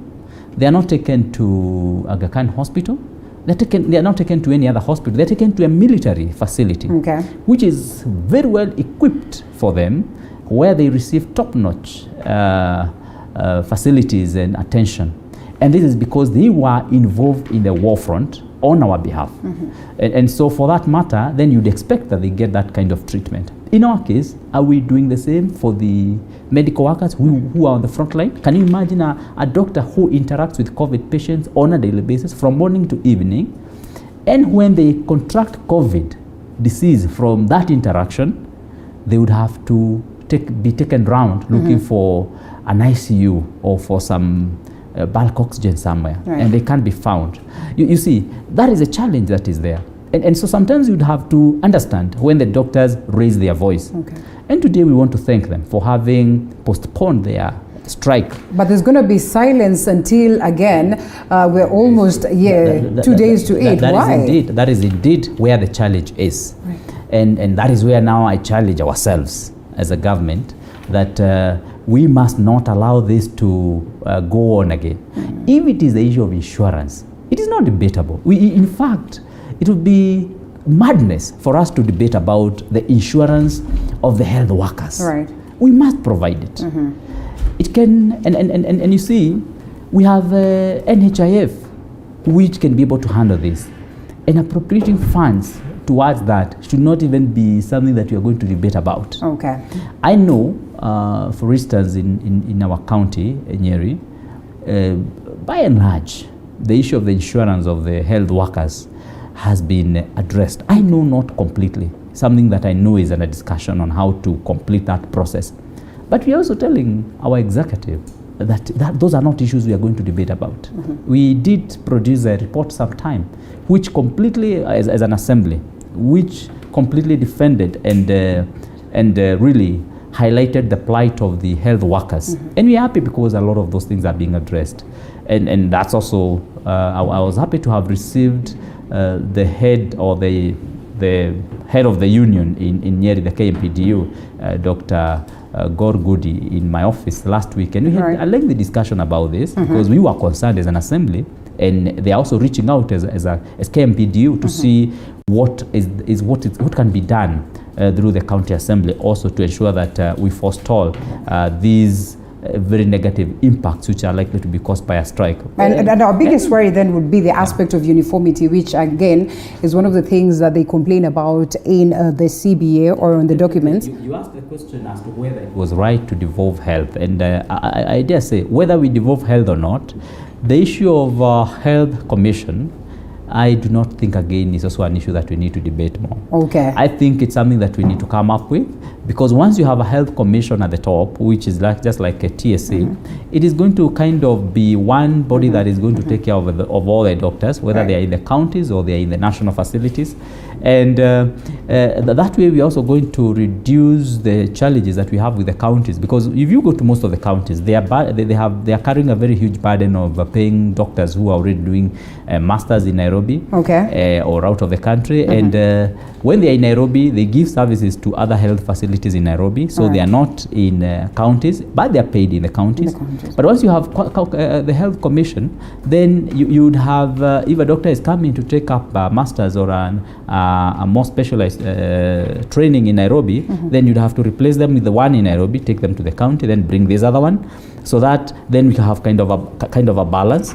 Otherwise, you end up having, of course, more doctors in the doctors' plazas doing more consultancies than attending to the patients in the general wards. So the health commission will be able to solve that. It would also be able to improve the welfare of the doctors, so that then they also don't have to spend a lot of time fending for themselves using private jobs. So that's something that needs to be looked at. And I was a bit surprised the other day that Honorable Raila Odinga mentioned that he supports that. But me and you know that it is he has an opportunity, a very big opportunity at this point, to put that one in the BBI, so that then it can go through together with the BBI, and then we resolve that issue once and for all. All right, this then will also bring us to that conversation of the BBI. It closes down on matters health and to the BBI. Honorable Kioni, reality is that the undoing that is ongoing right here on the matters health is likely to hugely cost the BBI. I mean, in regards to the fate that it will take. And one thing that most of the Kenyans have questioned was on how best we focus on ensuring that our priorities are right. For instance, today the conversation is that we probably do not need a constitutional amendment process at a time when COVID-19 continues to bedevil us. I mean, if we are to have this conversation on balancing every other sector, ensuring that things are okay, ensuring that Kenyans are well, and equally have this conversation on matters BBI, many have said that maybe all this money that is being channeled towards addressing the question of BBI is money that can be channeled to address the discrepancies that we witness on the health sector today. Do you agree with that? I think one, of course, is really a difficult thing to discuss this issue,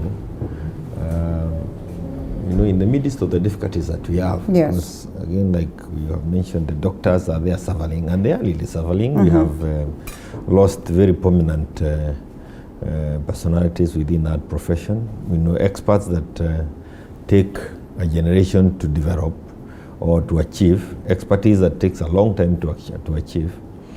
Families that are really perhaps looking at us and wondering what are these people talking about, because they are now grieving.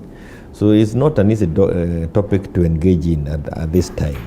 But just a little bit is just to say that one of my little plea is that we had an opportunity to discuss this in Parliament, and there was a clear recommendations that were passed by Parliament as to what the government needs to do, and it was literally putting money there.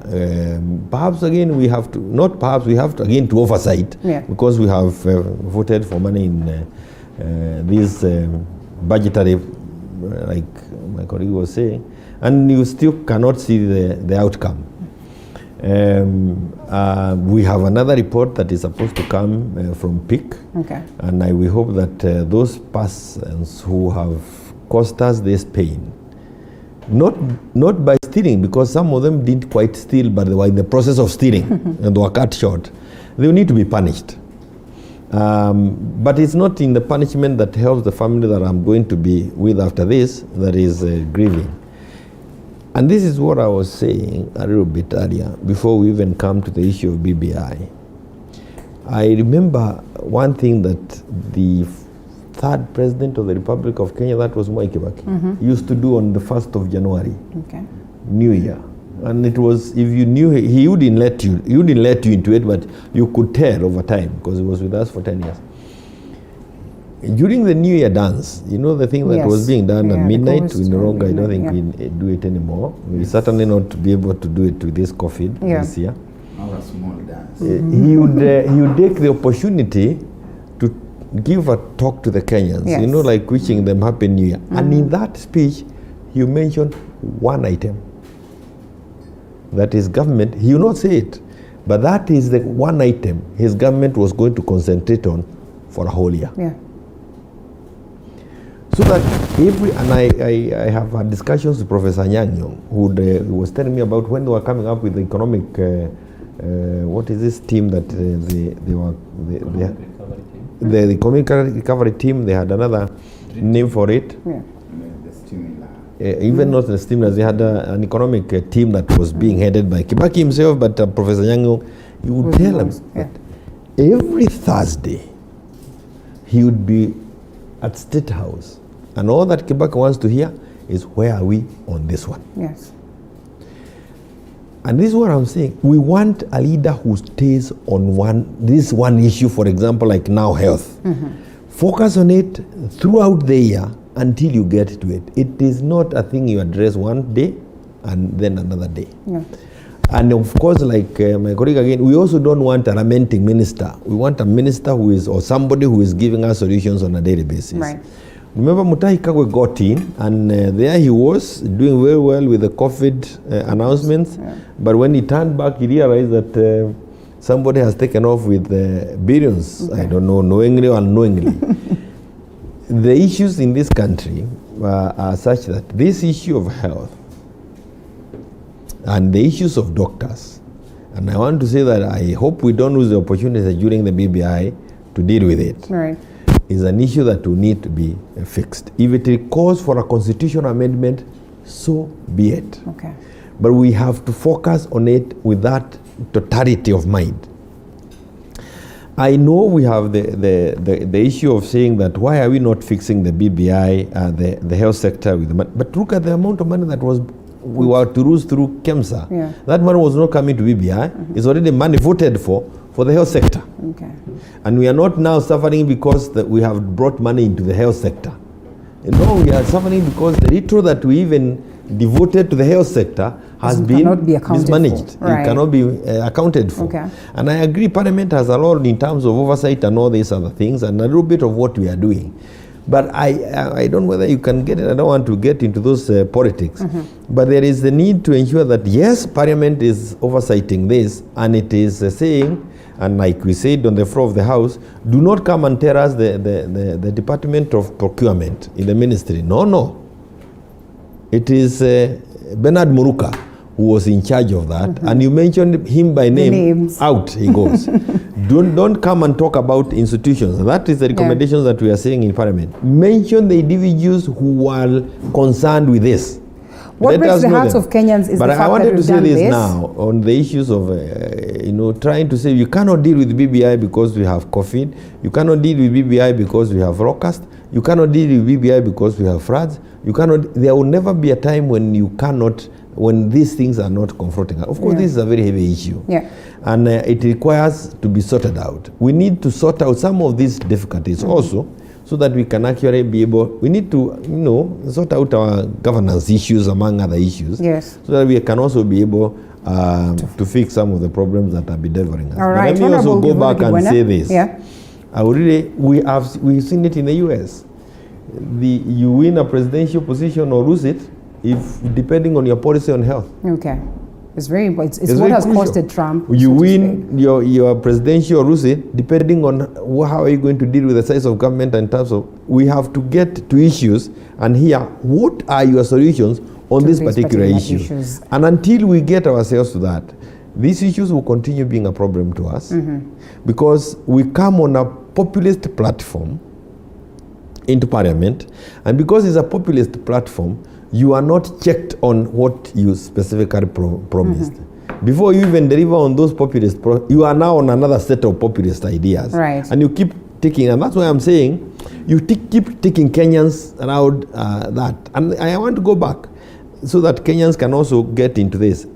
We will continue giving you what we can, given the quality of us as leaders who we put in positions. Okay. So the voter has a responsibility to check, Rinda is capable of doing what? Right.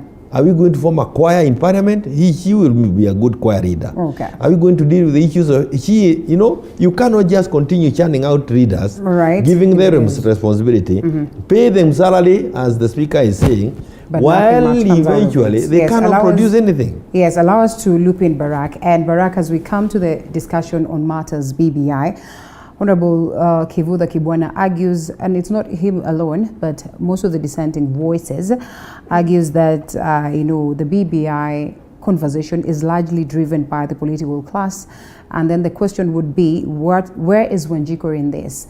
And I know, in as much as I've asked these questions right from that time that there was that official launch of the document, I think I'd want to ask the same question to you today. Do you suppose then that the interests of the common mwananchi are incorporated in that? Because this will largely be decided when, of course, if we're going to go for a referendum and the common mwananchi will go out there to cast their vote. If they cast their vote, do you suppose the document as it stands today has something that would entice the common mwananchi to a point of saying yes to it? Thank you, Linda. It's a multiple-barreled one. I'll try to deal with a couple of the barrels to the best of my ability. Yeah. Regarding the driving of the process, I think anyone in the country is allowed to drive the process. Yeah.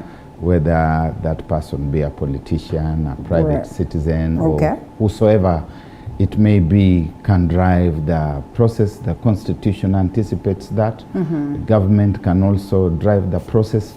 What I think we would want to see is a very clear distinction between what is a parliamentary process and a popular initiative. Because here is a case where the process seems to have to be a hybrid of both, and you are not so sure where even the funds that are driving this process are coming from. I think this is where you then start seeing some of the issues that Mheshimiwa is wrestling with coming into the picture. That which pool of funds have we used this far to get where we are? Right. It's also true, I think, that any moment in the country is a constitutional moment, because the Constitution is there to serve us rather than ourselves to serve the Constitution. And therefore, whenever we should see the need to vary it a little, we should have a sober conversation to see how then we best vary the Constitution. But that doesn't have to be done at the expense of other things. We seem to have thrown aside all other concerns, and we are focusing on this one very particular issue. And as we say, wondering where the funds seem to be coming from. Then we have also positioned it in a manner that seems to be calculated to attract hostility. At least the owners of this process are very eager to have someone who is opposed to what they are doing, so that then the contestation becomes sufficiently hot for the populist purposes that Mheshimiwa Jeremiah Kioni is talking about, and we start seeing who is going to win and who is going to lose. And in the process, unfortunately, the media has been sucked in that kind of thinking that it must be this versus the other, that it is not possible for us to open up the BBI documents, the bill, and say that here we could fit in this. The joke of it all, and big puzzle at the same time, is that we are saying we can open up our Constitution for discussion and variation, but we cannot open up the instruments that individuals have come up with for further inclusion. The things that we are talking about here, and Mheshimiwa Kioni has enumerated quite a number, are things which give us an opportunity for a sober reflection and say, let us open up this document, let us include something on the health service commission. Barak, if you acknowledge that this is a live document, the dynamism of any constitution, and the fact that it is not time bound in any way, why then not proceed with what it is that has been presented first? And then, as they say, or as Right Honorable Raila Odinga would put it, this is a conversation that can still Yes, to the extent that the issues are contentious, we can always say, come up even with your own. But these things also cost us money. Yeah, they cost us time, they cost us energy. And we are not about spending all our resources on making and remaking of the Constitution. If it is true, as President Uhuru Kenyatta has said, that this is a constitutional moment, and he is one of the drivers of the process at this time, hence even the spending of public funds on the thing, let us also then agree that this constitutional moment should be able to bring on board as much as we possibly could. We are not hearing, you're looping him in presently, but let us agree that the political class that is involved with this conversation is not even saying that what the church is saying is wrong, it cannot be accommodated. They're not saying that what the deputy president is saying cannot be accommodated. They're saying that it is too late. Too late, where are we going? Are we going to Mars? And we are saying that the rocket is already in outer space, and therefore it cannot be recalled. We are still here, and therefore it ought to be possible to open up the document and bring on board these ideas. If there are any particularly contentious issues, they can wait for some other day. But clearly, the BBI is not meant to cure what it set out to do.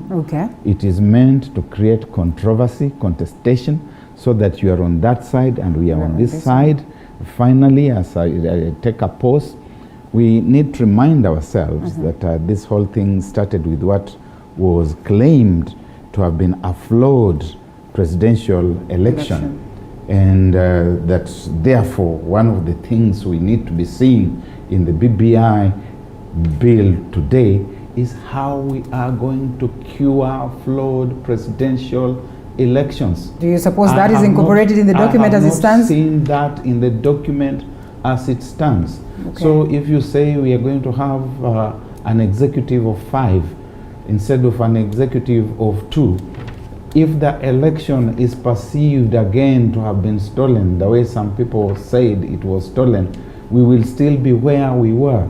If the servers are not opened, and I have not seen where they say in this document that the servers must be opened. Honorable Kioni has it, so I mean, I have this document and I'm opening it even as you're heading to the speaker. No, yes, let's first of all loop in the speaker. I just wanted to say this, yes. as you loop him in. But certainly that you have gone through it. It's really gone. It's an area that we may seem not to quite agree.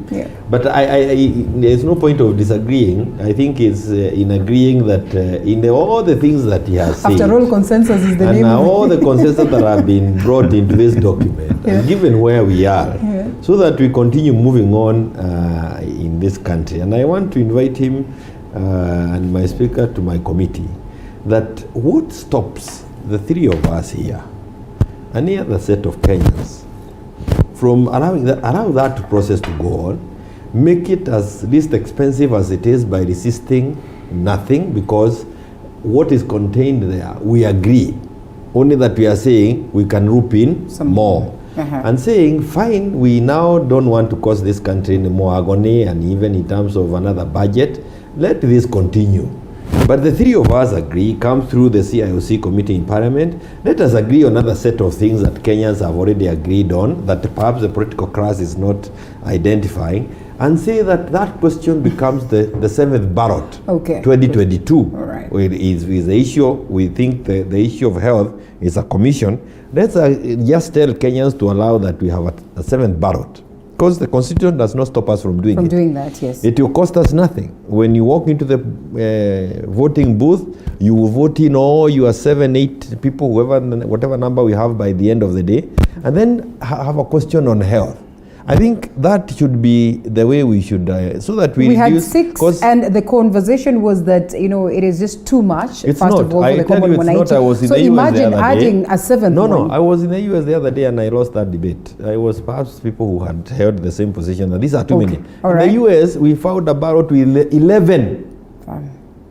11, including who do you want to be the chairman of the board of education in this county. So they take opportunity to make sure that they spend as little as possible on the ballot by checking around what other elections involve the community, include it on that ballot. Civic education down there in comparison to what we have. A lot of it. Which is not here. We do not enjoy that privilege. These are some of the things that we can learn from some of these old democracies. All right. And there's time to improve on anything. Okay, let's overlook the aspect of time that Right Honorable Raila Odinga speaks about on matters BBI and look at just how realistic it is to incorporate the numerous proposals that many quarters feel like, have been locked out of the document. Would it even be practical for us to have that conversation now and incorporate all this that the dissenting voices would argue that they want incorporated in the document? I find the discussion very interesting, especially by my 2 colleagues. because they are saying very interesting things which I'm picking, and I'm wondering whether Mheshimiwa Jeremiah Kioni here suggests that in fact we can have the referendum in 2022. Right. I don't know. I don't know, because Mheshimiwa, you suggest that we can have the 7th ballot. Yes. And then Dr. Muluka here also asks if we can. I mean, where we are in a hurry to go. So maybe the question would also be, then is it okay then that we take all the time we can and look at all these proposals and then have it then, as it has been proposed by the Deputy President? Are you getting? So that's the discussion that I'm finding there. But having said that, I think the document that we are having here, the reason why you're seeing the pull and push, again, looking at it from an analytical perspective, not an opinion perspective, because as a speaker, I am not about to take an opinion on this document, because this document is coming to the Assembly. And when it comes to the Assembly, I will have to wait on the members of County Assembly to canvass and to make a decision themselves. Probably after they have made a decision, maybe then I can take a side. But for now, I can't really take a side. Otherwise, I'll be in hot soup with my members, who could be as varied as we are having the two teams in the country. But having said that, the reason why you find this document is becoming a hot cake is because it is really a political process. And I go back to where we began, where Mheshimiwa Jeremiah said that nobody should try and take advantage of this to make any political scoring. But the process of making constitution is much more political than legal. In fact, legal, moral, and ethical issues in the constitution making process, especially in Kenya, are kind of pushed to a corner. They are relegated. And the politics of the day carries the day. You remember when we had the constitutional review in 2005, and it produced the Orange Democratic Movement. And in fact, at that time, the Honorable Raila Odinga, His Excellency the President, and even the Deputy President, all of them were playing on the same card of orange. And after that is when we had the Orange Movement formulated. And that was all as a result of the constitutional debate and the push and pull that we had in 2005. In 2010 again, also you saw what happened. It is what produced the Deputy President as a political figure. Barack, I want you to respond to that. I hope you're listening to it. A political head in the Rift Valley. And again, as we're doing this political process of BBI, we are going to have, we like it or not, we are going to have very interesting results at the end of the day, where we are going to have new political figures. Sometimes we're even going to have unlikely candidates being produced by this process. And I think when I look at it, that's what the Deputy President is kind of resisting. Because I think the plan right from the word go was one side would use the national resources to try and push this BBI process to a certain level and achieve a certain political gain. And that is what the other side would be resisting and saying, no, we are not about to fall into your trap. We are not about to play into your hands and push this other side. We will come to the middle and agree that we move together on this, so that then we don't give you an opportunity to produce the results that you want. Right. But if you look at the Deputy President, he's also smartly kind of trying to resist, very subtly, to still remain relevant with his supporters. Because when you look at the issues that he has also continuously introduced in the process, some of them, they are taken in. Others, when these ones are taken in, of course, then he would come with others. And this, again, to me, is something that would help him to still remain relevant with sometimes disappointed supporters in this whole process. So I'm just trying to analyze the situations as they are and see why are we having this and why are we pushing and pulling in this direction. But as to the issues that are being relegated, which are not being taken in the Constitution right now, I am personally not very satisfied that we have to leave out so many good things which have already been put on the table. Because apparently we want to finish this process very fast. And when I say this, I'm saying this in reference to the County Assemblies Forum, where we as County Assemblies, we came together And we put together all the things that we required in the BBI, and we presented in KICC a memorandum, which only a few things were taken in, and even the ones that were taken in were not properly addressed in the Constitution or in the BBI process. And then we came back again and said, as we are going to formulate the question, or as we are going to complete this bill, kindly put in place, consider also these issues. And we did send. And these are issues that we came up with, we removed from our earlier memorandum. And I think out of the about 4 or 5 issues that we raised, only one issue was handled, but again, very not in the correct manner, very sparingly, and a lot of the details were still left out. So we as a County Assembly Forum, we still feel that there's a lot that ought to be done, and we ought to have had our issues properly addressed in the Constitution or in the BBI process. And I also raised, like I have raised the issue of the Health Commission.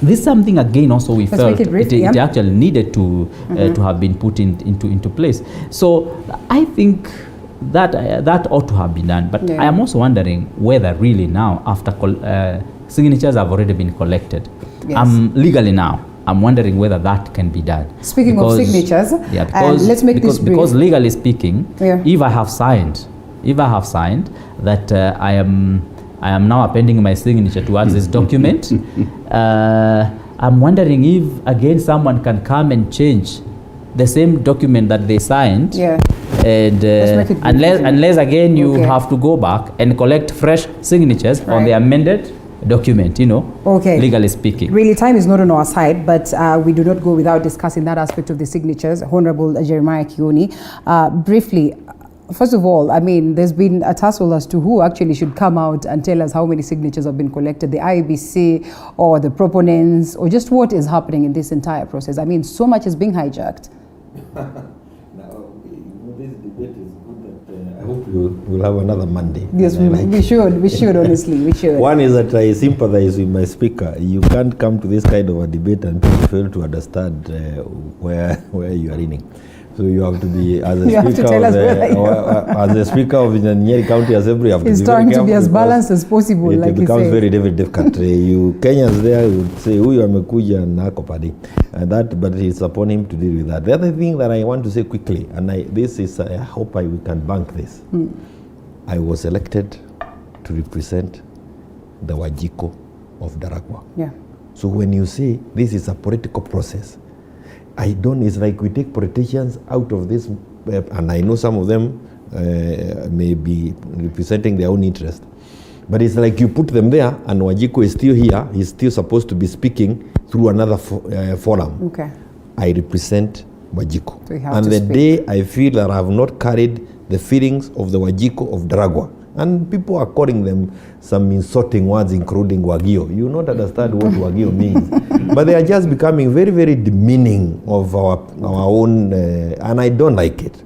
We have to be respectful of the people who said you to Parliament, to the County Assembly, to become governor. You represent them, you carry their mandate. And even as I sit here, what I am speaking with that road on my back. So when you say Wajiko is not involved in this process, I wonder how else do you want Wajiko? I of course go back through public participation. And finally, let me say this, before you talk about the signatures. You see, when we were invited in Bomas, we were all very short, all invited. None of us was the leader of the other than the position I was with. I was invited from the religious sector, I was there. I was invited from the Muslim sector, I was. So you cannot then come and pretend you are the leader of these people who have different views about BBI. Everybody has an issue, maybe it's already addressed. We have no leader on that side of the. We are looking like there is a leader on that side and a leader. No, we are actually. That's what we are saying. The media is getting, taken up in some things and also creating. I would want to start in defense of us. Creating some very keen. The media is very keen to create some. We are very keen to listen to what it is that the leadership says. The headline of people saying, "I am not going to read the note." I mean, where is the team? Where is the team? I mean, this is you have to see these kind of things, and I still want to go back to this. Even the issues of signature. Again, it is here. I want to mention very quickly, briefly, that it is, you can actually set a popular initiative in form of a suggestion. Yeah. And then it comes back, you draft it into a bill. Right. That suggestion, when you are drafting it into a bill, you have opportunity to include what you had people say. Okay. So there is a process, and I don't want to say that you have completely locked up, if there is an opportunity to include one more thing that can help us as a country, I wouldn't want to say that we are close to that. The thing is, as I conclude, priests, this is now to us, politicians, including members of the county assembly, including the speakers forum. Yeah. This process should not be used to cater for our welfares. We all hope it should be so. It is for the good of this country. Right. When we now say this is not being done for us as members of parliament, we want our retirement package secured, that is now welfare. Yeah. And we have to be very careful with those issues. And we should not hold the vote because my welfare was not catered for. And I thank you. All right. Well, you are to respond to what it is that he speaks about the DP and a couple of other politicians who would be having political interest, looking at their scorecard and everything. Many have argued that this would be an undoing for the DP's scorecard. I think that is not what it should be. It should be about the country. Oh, yes. And I think that's what the DP has been saying. And it's been saying that basically informed by where we are coming from. We are coming from a platform where we are saying we want to heal the country. The country, yeah. We want to give the country a constructive and a transformational, positive national ethos. Yeah. That we want inclusivity. We want to end divisive and violent elections. Healing the country, inclusivity. You cannot put out a fire by lighting other fires. Right.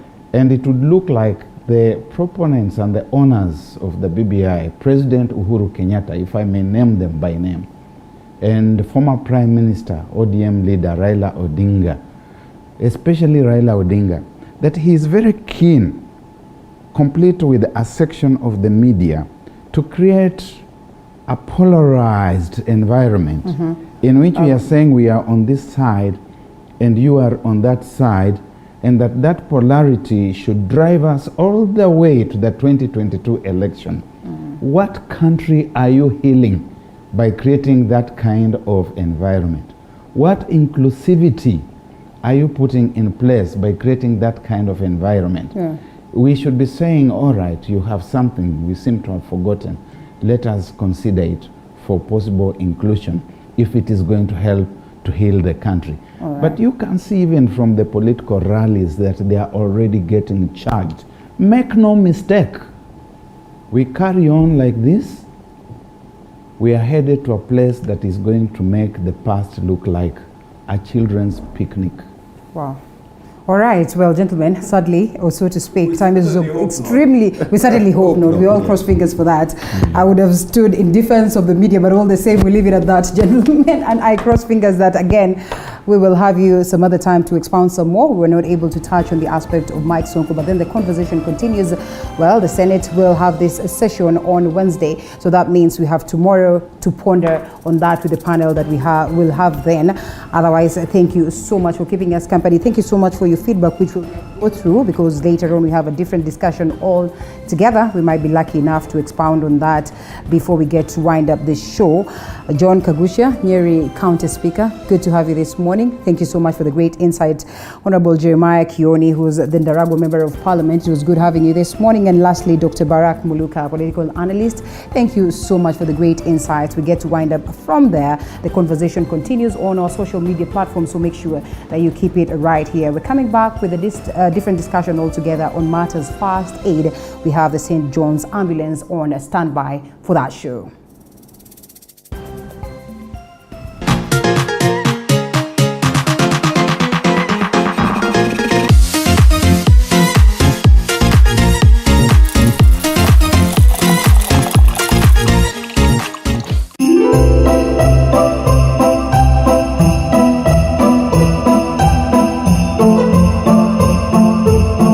This is TV47. Happy holidays. always a full house this season when the family comes together. To reconnect. One thing we do, we watch GoTV. We love it. It's all about making the holidays special. For the kids! That means keeping the GoTV subscription active because they love it. GoTV is everything. Wajuao walisema kwamba jina jema hung'aa hata gizani. Na vilevile wakasema bora ni bora iliyoboreshwa, na habari za TV47 zinazidi kuimarika kila kuchapo. Tunasanzuka na kutamba ili kuhakikisha tunaweka bayana taarifa kemkem zenye usawa na mantiki. Katika mida ya alasiri kabla ya jua kutua kutoka kaunti 001 na kupeperushia shina la upeo. Na inapowadia saa 1 kamili, nachukua usukani kukufahamisha na kukupeperushia taarifa ipasavyo. Tutakueleza ni kipi kilichojiri na wahusika ni wepi. Ungana nasi kila siku ya wiki tukujuze, kwani usilolijua ni kama usiku wa giza.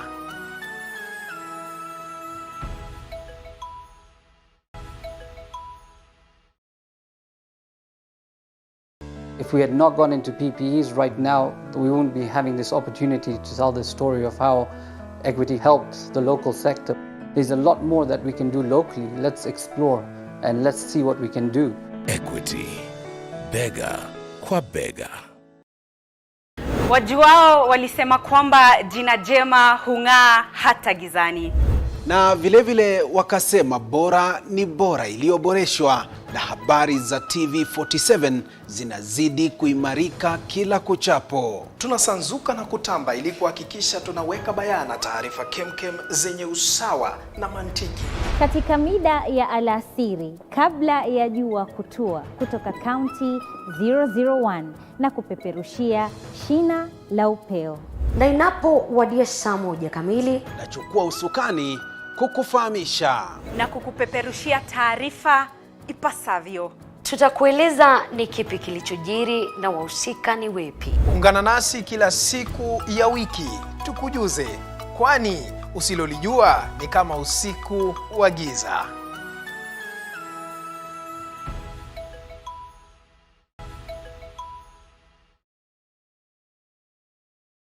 If we had not gone into PPEs right now, we wouldn't be having this opportunity to tell the story of how equity helped the local sector.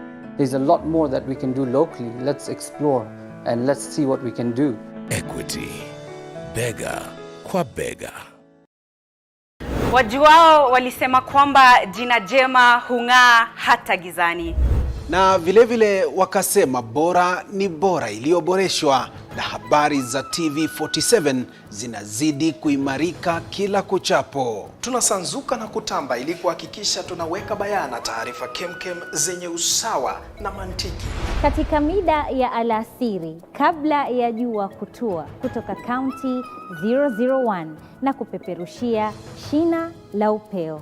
Na inapowadia saa 1 kamili, nachukua usukani kukufahamisha na kukupeperushia taarifa ipasavyo.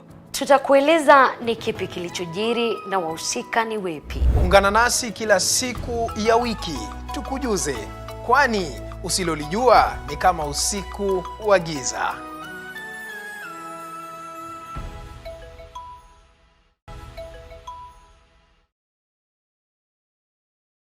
If we had not gone into PPEs right now, we wouldn't be having this opportunity to tell the story of how equity helped the local sector. There's a lot more that we can do locally. Let's explore and let's see what we can do. Equity, bega kwa bega. Wajuao walisema kwamba jina jema hung'aa hata gizani.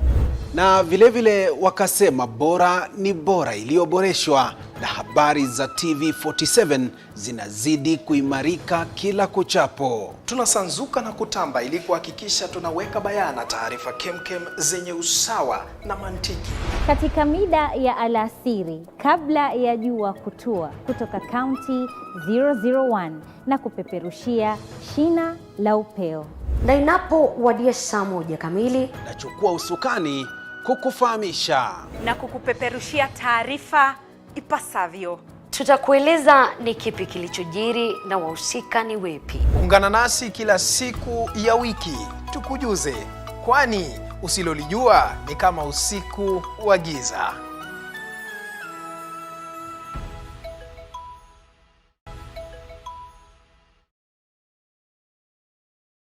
If we had not gone into PPEs right now, we wouldn't be having this opportunity to tell the story of how Equity helped the local sector. There's a lot more that we can do locally. Let's explore and let's see what we can do. Equity, bega kwa bega. Wajuao walisema kwamba jina jema hung'aa hata gizani.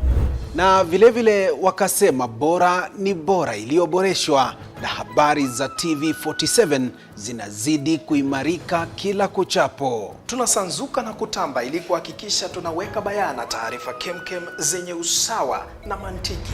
Katika mida ya alasiri kabla ya jua kutua, kutoka kaunti 001 na kupeperushia shina la upeo.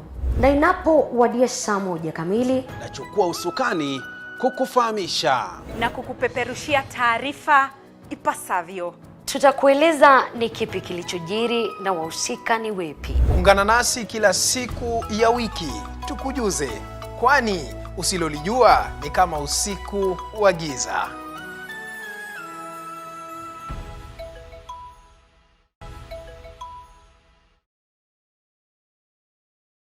If we had not gone into PPEs right now, we wouldn't be having this opportunity to tell the story of how Equity helped the local sector.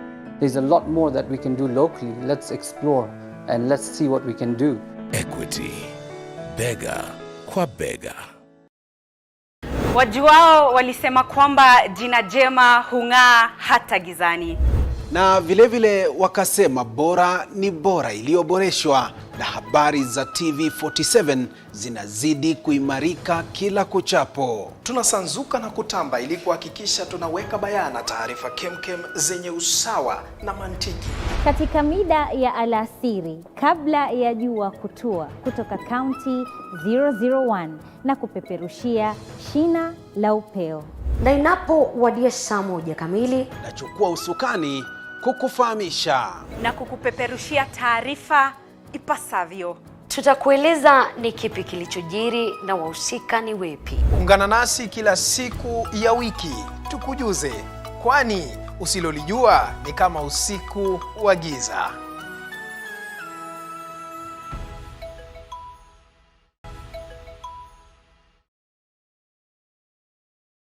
If we had not gone into PPEs right now, we wouldn't be having this opportunity to tell the story of how Equity helped the local sector. There's a lot more that we can do locally. Let's explore and let's see what we can do. Equity, bega kwa bega. Wajuao walisema kwamba jina jema hung'aa hata gizani. Na vile wakasema bora ni bora iliyoboreshwa, na habari za TV47 zinazidi kuimarika kila kuchapo. Tunasanzuka na kutamba ili kuhakikisha tunaweka bayana taarifa kemkem zenye usawa na mantiki. Katika mida ya alasiri kabla ya jua kutua, kutoka kaunti 001 na kupeperushia shina la upeo. Na inapowadia saa 1 kamili, nachukua usukani kukufahamisha na kukupeperushia taarifa ipasavyo. Tutakueleza ni kipi kilichojiri na wahusika ni wepi. Ungana nasi kila siku ya wiki tukujuze, kwani usilolijua ni kama usiku wa giza.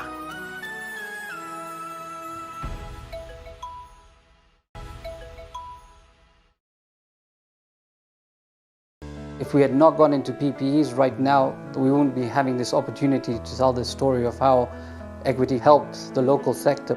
There's a lot more that we can do locally. Let's explore and let's see what we can do. Equity, bega kwa bega. Wajuao walisema kwamba jina jema hung'aa hata gizani. Na vilevile wakasema bora ni bora iliyoboreshwa, na habari za TV47 zinazidi kuimarika kila kuchapo. Tunasanzuka na kutamba ili kuhakikisha tunaweka bayana taarifa kemkem zenye usawa na mantiki. Katika mida ya alasiri kabla ya jua kutua, kutoka kaunti 001 na kupeperushia shina la upeo. Na inapowadia saa 1 kamili, nachukua usukani kukufahamisha na kukupeperushia taarifa ipasavyo. Tutakueleza ni kipi kilichojiri na wahusika ni wepi. Ungana nasi kila siku ya wiki tukujuze, kwani usilolijua ni kama usiku wa giza.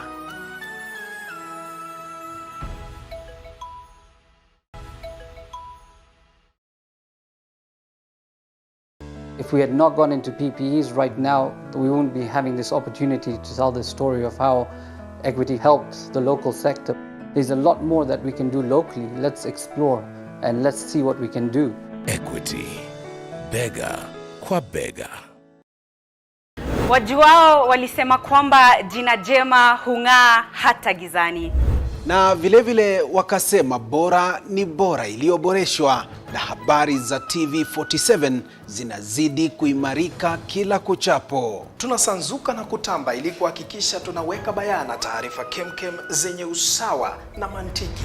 Katika mida ya alasiri kabla ya jua kutua, kutoka kaunti 001 na kupeperushia shina la upeo.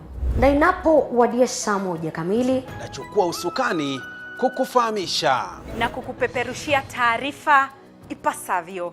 Tutakueleza ni kipi kilichojiri na wahusika ni wepi. Ungana nasi kila siku ya wiki tukujuze, kwani usilolijua ni kama usiku wa giza.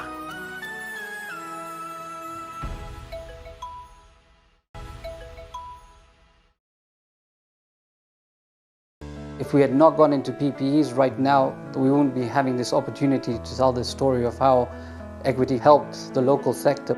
There's a lot more that we can do locally. Let's explore and let's see what we can do. Equity, bega kwa bega. Wajuao walisema kwamba jina jema hung'aa hata gizani. Na vilevile wakasema bora ni bora iliyoboreshwa, na habari za TV47 zinazidi kuimarika kila kuchapo. Tunasanzuka na kutamba ili kuhakikisha tunaweka bayana taarifa kemkem zenye usawa na mantiki. Katika mida ya alasiri kabla ya jua kutua, kutoka kaunti 001 na kupeperushia shina. And a segment that will be very helpful for you, especially at this time that you're back at home. We're talking about matters first aid, the first key things that you need to do in the event that something amiss happens. And of course, we'll be picking up 4 bits that we'll be looking at as fast as possible.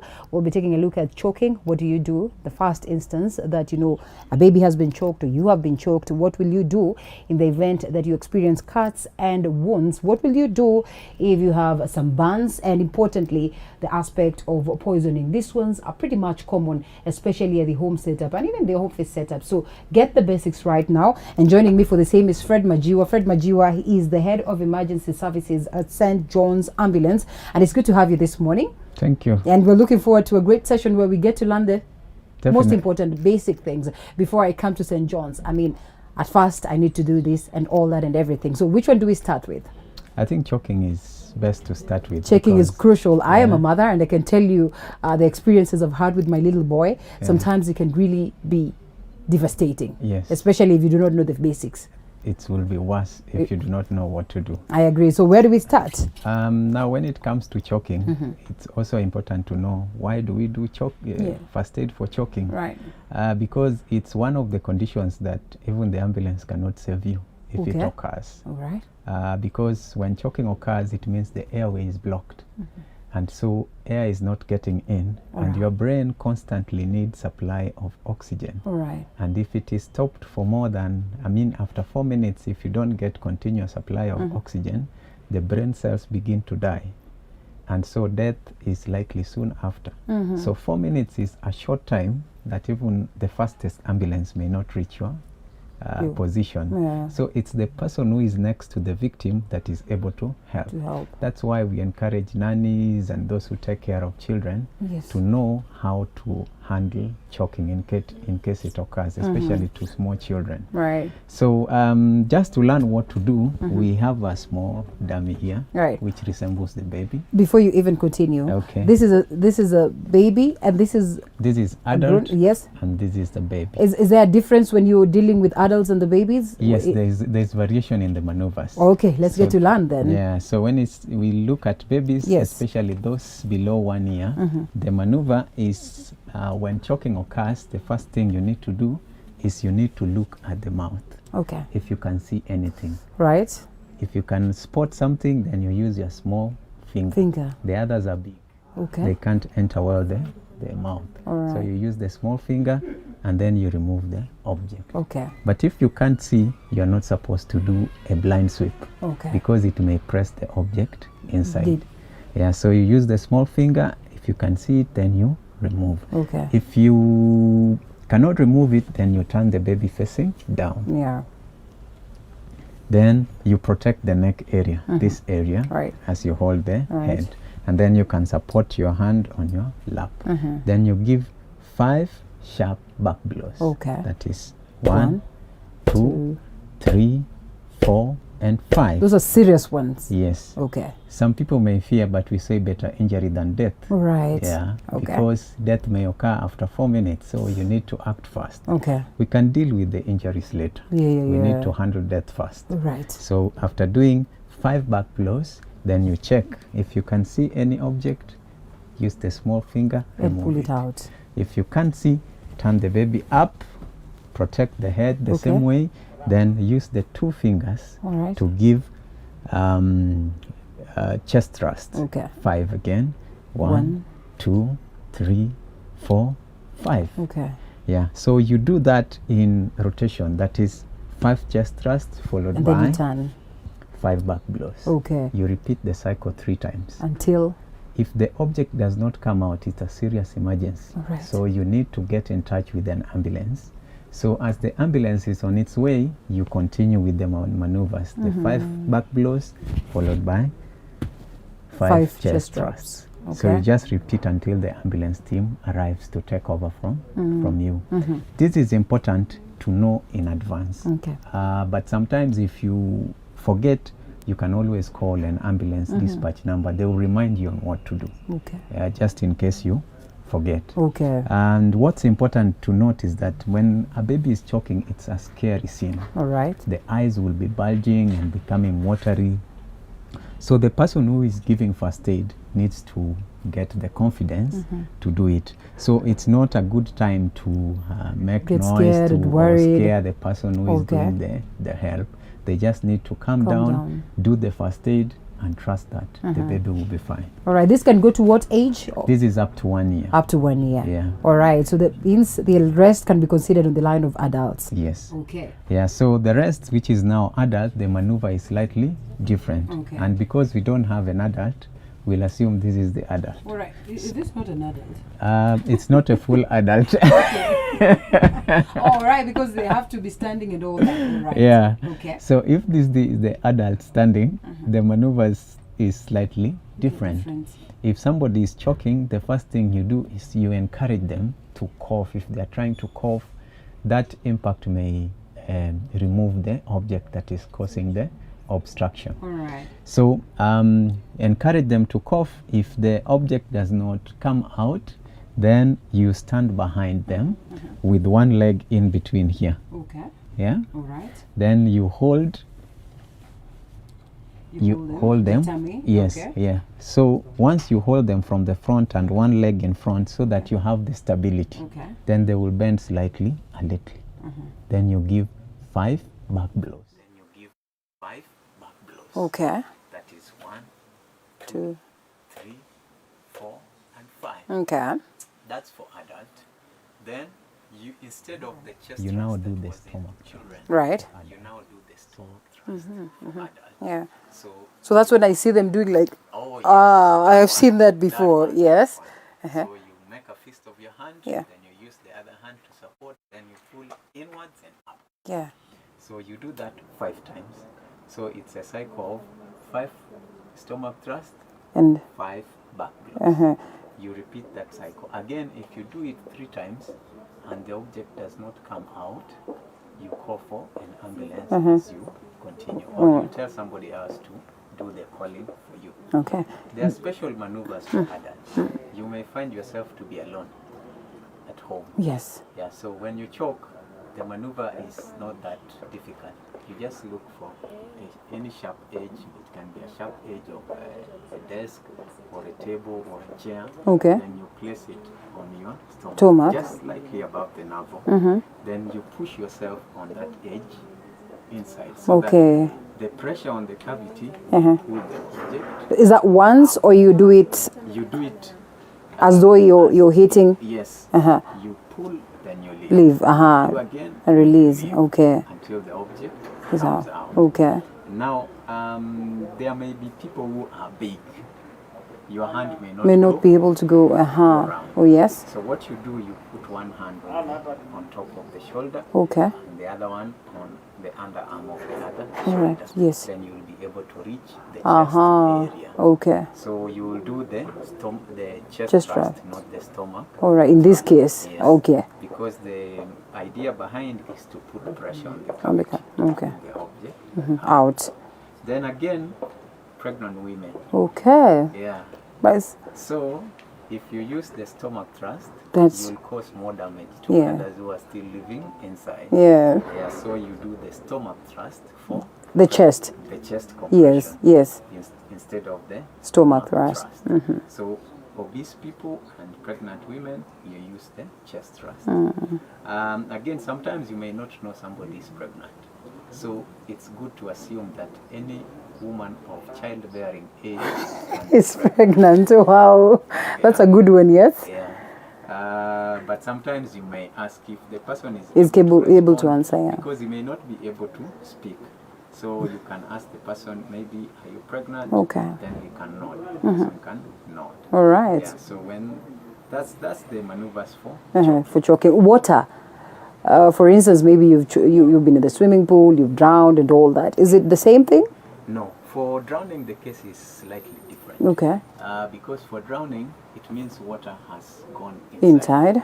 And there's likelihood that water has gone to the lungs and maybe the body cavities. Yeah. So the first aid for drowning is different. You just put the person lying down with the trunk of the body slightly above the Yeah. so that any water that got inside may drain off the cavity. Yeah, with the gravity. Yeah, so the water will drain off. But the mistake that other press on the stomach. So that's wrong. That's wrong, very wrong, and can be fatal. Wow. Now you know, and I think those are the key things that we do in terms of mistakes, and also we've picked lessons that are very much important. And now we come to the buns. Or we do the cuts and wounds. Yeah. Or we do the cuts and wounds. Yeah, for cuts and wounds, when you, this is first aid that you can even do to yourself. Yeah. Ideally, there may be no other first aider to help you. So for cuts and wounds, what you do is your priority should be to stop the bleeding. So how do you stop the bleeding? You use your hand to put pressure on the wound. Wow. So that pressure will be able to stop the bleeding. Then once the bleeding has stopped, you look for something clean to cover it so that there is no infection. And also the covering may also apply more pressure to continue stopping the bleed. I'm curious for a moment before you continue. There are instances that we've been told, I mean, for instance, nose bleeding, you should let that blood come out. I don't know, it's dirty. Sometimes when you have a cut from, something that could be very rusty and something that could be having so much of bacteria and all that, and then you're told that just allow the blood to ooze out and then just enough and then you can now cover it. Is it wise? Is it not true? Is that's a myth or what? Yeah, blood is very precious. Okay. And because blood is what supplies oxygen and nutrients to your vital body organs. And so if it is inadequate, your brain may stop working. Is it not contaminated and then now you want to lose the contaminated one? Blood do not get into the body. Okay, blood comes. The same vessels. Okay. It only get out. All right. So once it's out, the little that is out, it is that. Yeah. And again, blood is more precious than the infection that may occur. Okay. So you need to stop, sorry, as fast as possible. Yeah. I mean, if the blood coming out is poisonous, then the blood coming out is the entire part of your body because it has come from inside, not from outside. Yeah. And then for cleaning of, and then for cleaning of the area of the wound to prevent infections, you use external means. Yeah. So you use there are several antiseptics that you can use on the wound, so that you clean any kind of germs that could have been there, and it will kill all the germs that will be around the wound area. So again, there are two types of wound. There is the major one and there is the minor one. So the minor ones, like the scrapes, if you suffer such kind of scraps, then what you need to do is you can wash, because there will be no much bleeding that occurs. But for large wounds or big wounds, your priority is to stop bleeding, first, not even the infection. You stop the bleeding first. Then you just tie a bandage or a clean cloth around. You will not need to clean it to prevent the infection, because that will trigger bleeding again. But for small cuts and scrapes, then you just clean with detergent, then it will be fine. You're good to go. After that, you just recover. All right, I'll hold it right there. I think it is indeed a conversation that is worth having. I mean, we pick lessons this morning. Like I said, it is all about you, and every other morning we'll be guaranteeing you health talks that are very helpful to you. Remember, this morning we were focusing on first aid and the key things we've picked on 4 that you would do firsthand at that moment when you have an accident and you're at home or anywhere. You can be of help to any individual who could be going through the same. We've talked about the aspect of choking and how you do it to a young one, and the first aid that you'd give to an older person. And now we are on cuts and wounds. And on that very note, I think it's important that we take a short break. We'll be coming back to wind up on that, even as we take a look at the aspect of burns and, importantly, poisoning.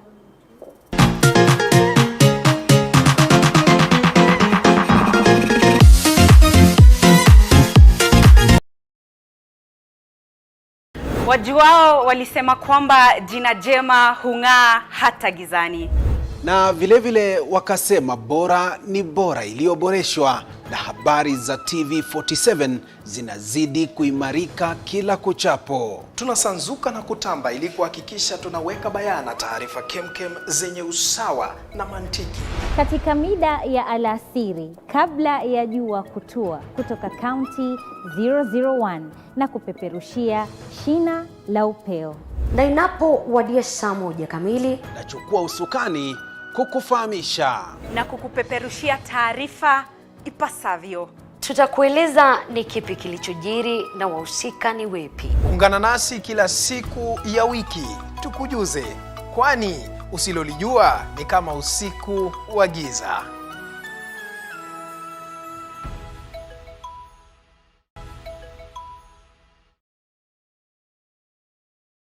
If we had not gone into PPEs right now, we wouldn't be having this opportunity to tell the story of how Equity helped the local sector. There's a lot more that we can do locally. Let's explore and let's see what we can do. Equity, bega kwa bega. Wajuao walisema kwamba jina jema hung'aa hata gizani. Na vilevile wakasema bora ni bora iliyoboreshwa, na habari za TV47 zinazidi kuimarika kila kuchapo. Tunasanzuka na kutamba ili kuhakikisha tunaweka bayana taarifa kemkem zenye usawa na mantiki. Katika mida ya alasiri, kabla ya jua kutua, kutoka kaunti 001 na kupeperushia shina la upeo. Na inapowadia saa 1 kamili, nachukua usukani kukufahamisha na kukupeperushia taarifa ipasavyo. Tutakueleza ni kipi kilichojiri na wahusika ni wepi. Ungana nasi kila siku ya wiki tukujuze, kwani usilolijua ni kama usiku wa giza.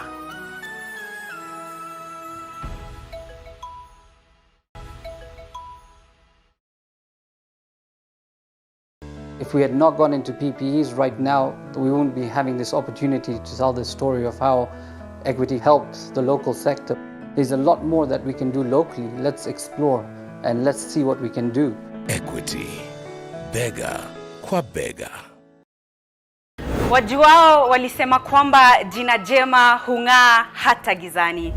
Na vilevile wakasema bora ni bora iliyoboreshwa, na habari za TV47 zinazidi kuimarika kila kuchapo. Tunasanzuka na kutamba ili kuhakikisha tunaweka bayana taarifa kemkem zenye usawa na mantiki. Katika mida ya alasiri kabla ya jua kutua kutoka kaunti 001 na kupeperushia shina la upeo. Na inapowadia saa 1 kamili, nachukua usukani kukufahamisha na kukupeperushia taarifa ipasavyo. Tutakueleza ni kipi kilichojiri na wahusika ni wepi. Ungana nasi kila siku ya wiki tukujuze, kwani usilolijua ni kama usiku wa giza.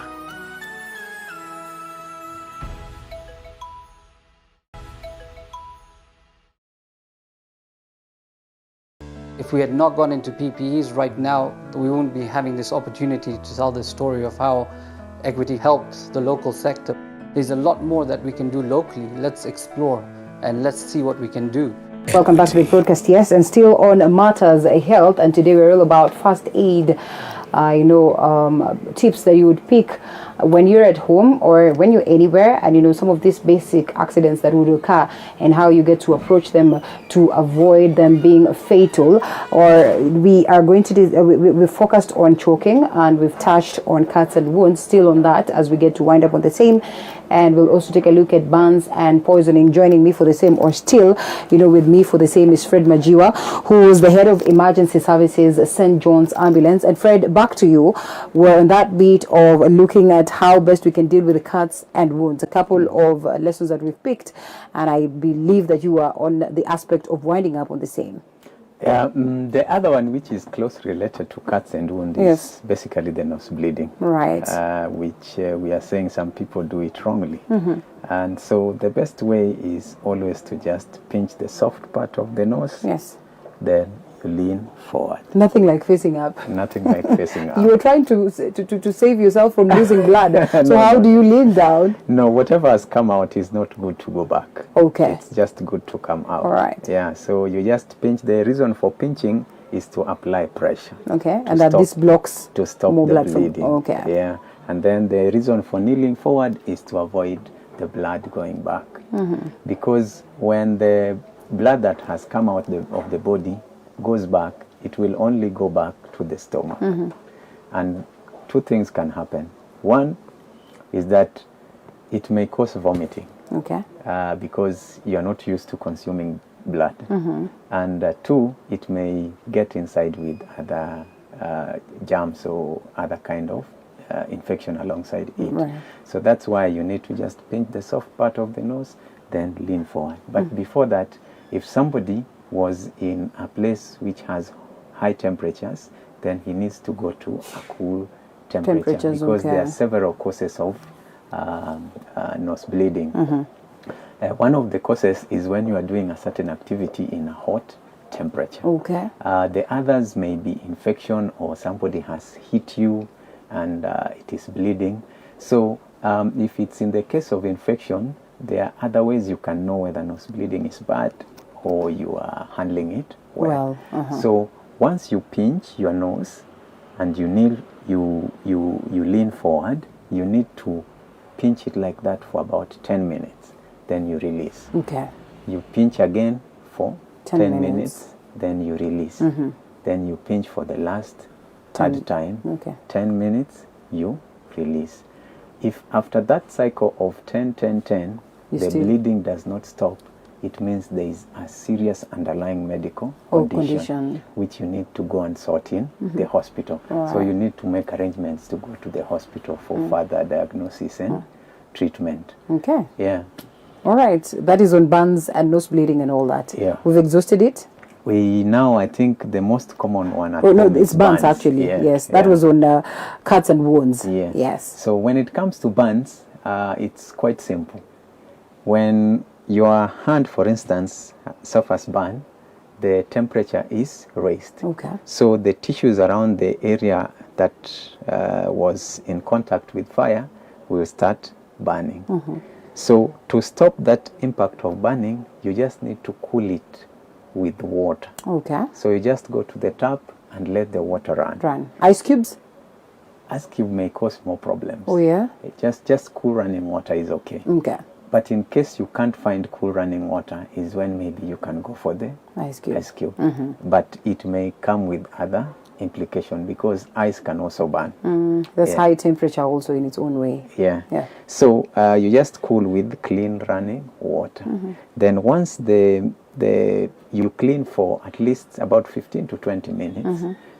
Then after that, then you look for something to cover. In the kitchen, you'll always find that cling film, which is clean. So you just use the cling film to cover the area or any other kind of clean clothing to prevent infection. And when you are covering, you are helping to do two things. Okay. You're preventing infection, but you are also reducing the pain. Because normally when you suffer a burn and somebody even blows over it, the pain is great. Yeah. So when you cover, there is no air moving over it, so the pain is reduced. Things which people ought not to do in case of burns. No applying of jellies, ointments. Okay. Yeah, because let us look at it. It's written petroleum jelly, and you know how petroleum reacts with fire. Heat. So you just aggravating the area of the burn more. So do not apply the ointments and the gels. Yeah. Two is that if the area of the burn is bigger than the size of your palm, that's quite serious. You need to go to hospital immediately and go to a burn. No matter where it is, no matter but where it's bigger than the size of your palm. Okay. You need to take it to the hospital. Why is that? Because that's a very big area that is exposed. You know, your body plays the role of regulating your temperature plus other things. And if it's bigger to the size of the palm, then it's a serious exposure that needs to be addressed in the hospital. Yeah. So you may not feel the impact immediately, but if you continue like that, the impact may worsen. Okay. So you need to go to hospital. But then if we track back, what causes the burn? It's the fire at home. So it's important that we practice some precautions when we are in the kitchen or when we are handling fire.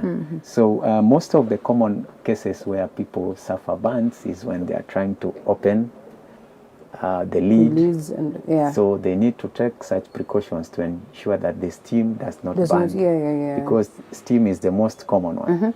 Then second is when someone is in the kitchen, they need to avoid big clothing, which can easily catch fire. Yeah, even the hair which is falling, which can easily catch fire without you knowing.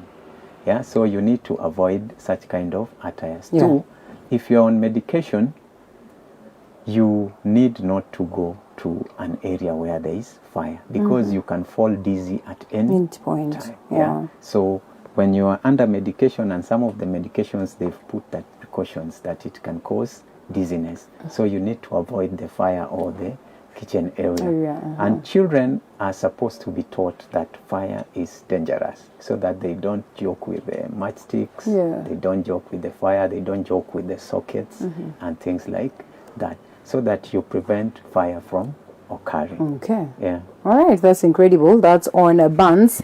And lastly, poisoning, which is very common. And I don't know what exactly we'll be focusing on because we hear a lot of, people saying that food poisoning, again, something you've taken that is not auguring well with, your systems and all that. So when we come to poisoning, I mean, just how then would one want to approach this in regards to, the most common poisonings that would occur at home, and how then do we get to avoid them? There are several ways in which poison enters the body. Yes. The most common is through the mouth, that is ingestion. The second one is through injection, something piercing like a snake bite or things like that. Then there are other ways like inhalation, where you inhale some kind of vaporized chemicals around so that it gets inside. And some also get to the body through contact. So if we look at the most common one, which is through the mouth, is first, it's important to prevent. And one of the ways to prevent is to ensure that all the chemicals in the house need to be labeled and kept away from children. And the other mistake that people normally do is to change the chemical in a different container. So you buy a soda, when you finish drinking, you take detergent and you pour inside. When the child comes, they think it's soda. And they will drink it. So that's the first thing to avoid. You should not put chemicals in containers which are not originally for those chemicals. And if you do, you need to label and keep them away from children. But now if poisoning occurs, what you do is really little at home. Much of the things will have to be done in hospital. What you need to do is to identify which kind of chemical has been ingested. So once you identify that chemical, if possible, you can go with it to hospital. Then you need to take the person to hospital. So in the hospital, they will get the antidotes to ensure that they reverse the condition. At home, you don't have those antidotes. So once you take the person to hospital, they will use the sample of the chemical that the person has taken to get the right medicine and dose. If, for instance, the chemical swallowed is corrosive, then you are allowed to give sips of water, not gargling. Sips of water. The milk? Sips, no, not milk. But in case you cannot get water, then you can get non-animal products. Maybe something like a soda or something that is cool, so that they sip to cool the corrosive impact of the chemical. But sometimes animal products like milk may bring allergic reaction because some people are allergic to animal products. So you try to avoid the animal products, but you can use other kind of fluids which are there, cold fluids. So again, when now it comes to other types of poisoning where somebody has been bitten by a bee, where there is a sting, or a snake. If it's a bee, the best way to handle such kind of bite is, one, you can use the ATM card to remove the sting. The ATM card? The ATM card, or something that is blunt. If you use the knife, it may cut off. So you use something blunt, like an ATM card, or all these cards, things similar to such kind. Then you use it to remove the sting. The sting carries some poison with it. So you need to be careful so that you don't squeeze it more inside. You need to find a way in which you brush it off from the point of entry. And then after removing the sting, then you can clean the area with soap. The next thing you need to do is to observe whether there is allergic reaction, because such kind of stings may come with allergies. And allergies, you know, are very dangerous because they can cause blockage on the airway. So you need to observe whether there's some sign of allergy caused as a result of the sting. When it comes to bite from a snake, the maneuvers is slightly different. One is you need to stop the person from running. From running? Because when you are bitten by a snake and you start running, the poison is already in your blood. If you run, you're making the blood move faster, circulate faster. So you need to stop the person from running. And then you calm the person down. But note that there may be dangers. The source of the bite, which is the snake, may still be around. So you need to ensure that you are safe from the source. If there is chance that there could be snake around there, then that's the only time you are allowed to move the casualty. If it is safe for you to do that. Then once you move the casualty to safety, you calm the casualty, then the first aid for the bite is you use something like a bandage or a clean cloth. You tie it round above the area of the bite. Okay. So that you reduce the blood flow to the other side of the body. Okay. Once you tie it, you need to observe the other area that is left untied. You observe whether it's changing to dark color. If it is becoming darker, you know that you have stopped completely the supply of blood. You need to loosen it a little. Okay. Yeah, so you just tie it loosely, not too tight. Not too tight. To stop the blood. In most cases, you're told tighten completely and tighten with the other The bead danger also. of doing that is you may cause amputation. Okay. Because once you stop the blood supply, that area will be dead. Okay. And the only thing that will be done is amputation. Yeah, that's why you tie loosely to just reduce the blood flow, not to stop completely. Okay. So you tie it facing up. Then if possible, you need to identify which type of snake, because each type of snake has its own antidote. Oh, okay. So you need to note the characteristic features. How was the snake looking like? If you are able to capture it from a distance, because nowadays people have mobile phones, Yeah, and the likes, you can take a photo of the snake. That will help the hospital to find the treatment faster. Yeah, and again, things like snake bites, there are some largely substantial number of snakes in the country are not poisonous. So you need not to worry too much. Yes, you may be bitten, but the snake may not be poisonous. But still, there is a small percentage of snakes that are poisonous. That's why you go to hospital, so that you are certain. You are certain that it was poisonous or not poisonous. If it was poisonous, then there will be an antidote for it to be dealt with at the hospital. So that's generally how to handle poisons. Okay. The one which we have not talked of is the one which you inhale. Yes. Yeah. Especially for the people who work close to industries and all that. Yeah, sure. Yeah. Yeah. So the best way to prevent is always to mask your mouth and nose area, so that you don't inhale the dangerous. But that was before the mask. Okay, well, yeah, that kind of the mask. For those who before work, the mask, it was a whole different thing. For those who work in industry, they know. They started using the mask even before COVID.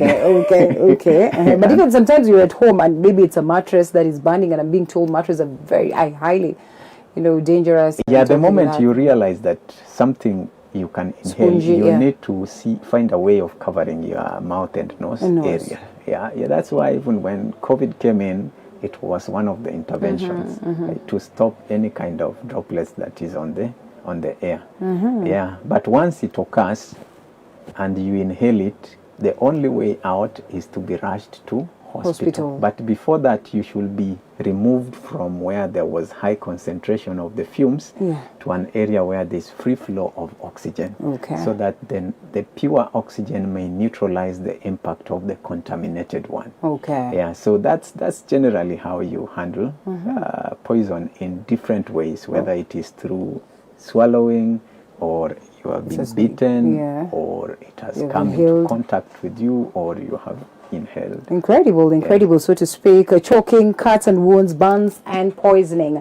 Before we close the show, I think it is important that the people out there understand the importance of learning the basic first aid procedures, because in most cases we'll say, well, after all, there's a clinic right next to me, after all there's a pharmacy right next to me, after all we can always rush to hospital. Hence people do not find the pressure of understanding this. So first aid, and I know these are not the only ones that we can touch on, there are numerous others.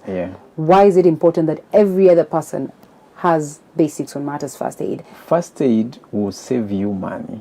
First aid will save you pain. First aid will save you your limb.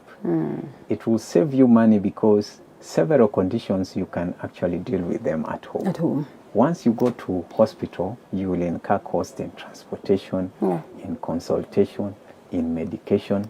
Yet it is something that you could have handled just at basic home level. So it saves you a lot of money. It also saves you money because where the condition could have worsened, you shall have contained it Yes. to some extent, such that when you go to hospital, there's only a small bit that will be handled. But if you do not do the first aid, the basic ones at home, you will incur huge bills in the hospital. So it saves you a lot of money. And I remember while growing up, we used to be told constantly, first aid saves lives. Yes. First aid saves lives. So that used to ring in our heads very much, and we knew how important that could be.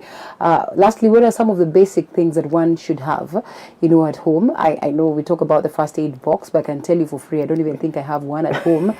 But it is very, very important, I'm being told. Sure. Yeah. So what are some of the things that one can have at home that are necessary in their first aid kit? Now, at home, you need just a basic first aid kit, like this one. Yes. There are a few items inside that you need to have inside. Okay. And one of the top items that should not miss inside the first aid kit is gloves. Gloves, okay. Because it is the one which will prevent cross-infection between you and the casualty. Okay. Then 2 is the bandages. There are several bandages. But when you go to a first aid class, you will be taught how to handle all these different types of bandages. Okay. Yeah. And bandages basically are for covering wounds. Yes. Yeah. Then there is something called thermometer. Right. For those who have babies at home, it is too vital. Yeah. Because elevated temperature can cause other worse conditions to occur. So there is a thermometer inside that you can use to check temperatures at home. Others are things like cotton. There's also something called CPR mask. Okay. It's also important to have. It's a mask. Yeah, because when somebody's heart stops beating, literally the person who will make the difference between a life saved and a life lost. Okay. Because you can revive the heart back through a procedure called CPR, or cardiopulmonary resuscitation. So in this process, this item really helps. Okay. And especially this time of COVID, where this mask, it's also a kind of a mask. Okay. Yeah. If you blow from this end, it allows air to go through. Okay. But if you try from this end, there's no air that goes there's through. no air. Okay. So if you are doing CPR, you give 2 rescue breaths followed by 30 chest compression. Okay. Maybe if time allows, we could share that. Yeah. So we have about 2 minutes or so. Okay. So for CPR, you use this to give 2 rescue breaths. Then you follow with 30 chest compression. This is for somebody whose heart has stopped breathing. So this one you're doing at you're giving it to them via the mouth or the nose? Via the mouth. The mouth, okay. The mouth. Yeah. Okay. Yeah. So it also helps. Yes. There's also something called trauma shears. Oh, it's not a scissors or trauma shears. A pair of scissors. Okay. Yeah. This one is not used to cut the body. It is used to cut the clothing. Okay. If there is an area that has suffered burn and it has stuck on the body, you don't remove it. You just cut around. Yes. And you leave the stuck cloth on the area. So that is where you use this. The rest of the things are things like this is saline water. Right. You can use if somebody has an injury. an object has gone to the eye. You use clean running water to flush it out. Okay. But if you can't find, there is saline water to help you.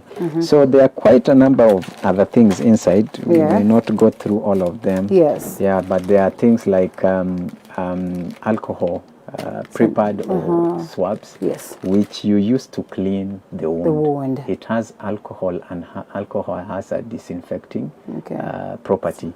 So you remove it and then you use it to clean around the wound to kill and remove the germs. And painkillers. Painkillers need not to be in the kit. You need to keep them elsewhere. Yeah, because self-medication is usually not advisable. Okay. You may take painkiller, but you are preventing an underlying condition from showing its full symptoms. But it is also good to have. But more important in the kit is aspirin.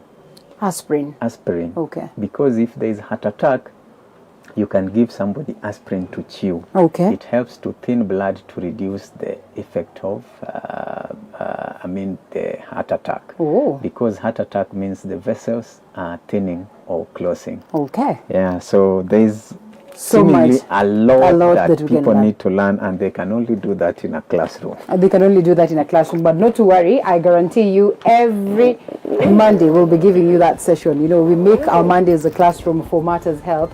So if you keep it or keep up to tabs with us, you can be rest assured that every Monday you'll be getting lessons on Matters Health. You cannot learn everything, but at least you can get the basics that can be pretty much helpful. Fred Majiwa is the head of emergency services at St. John's Ambulance. It was good having you. Thank you so much for the lessons, and equally thank you so much for tuning in and keeping us company up until now. It is a wrap. My name is Linda Alela. It was incredible doing this with you.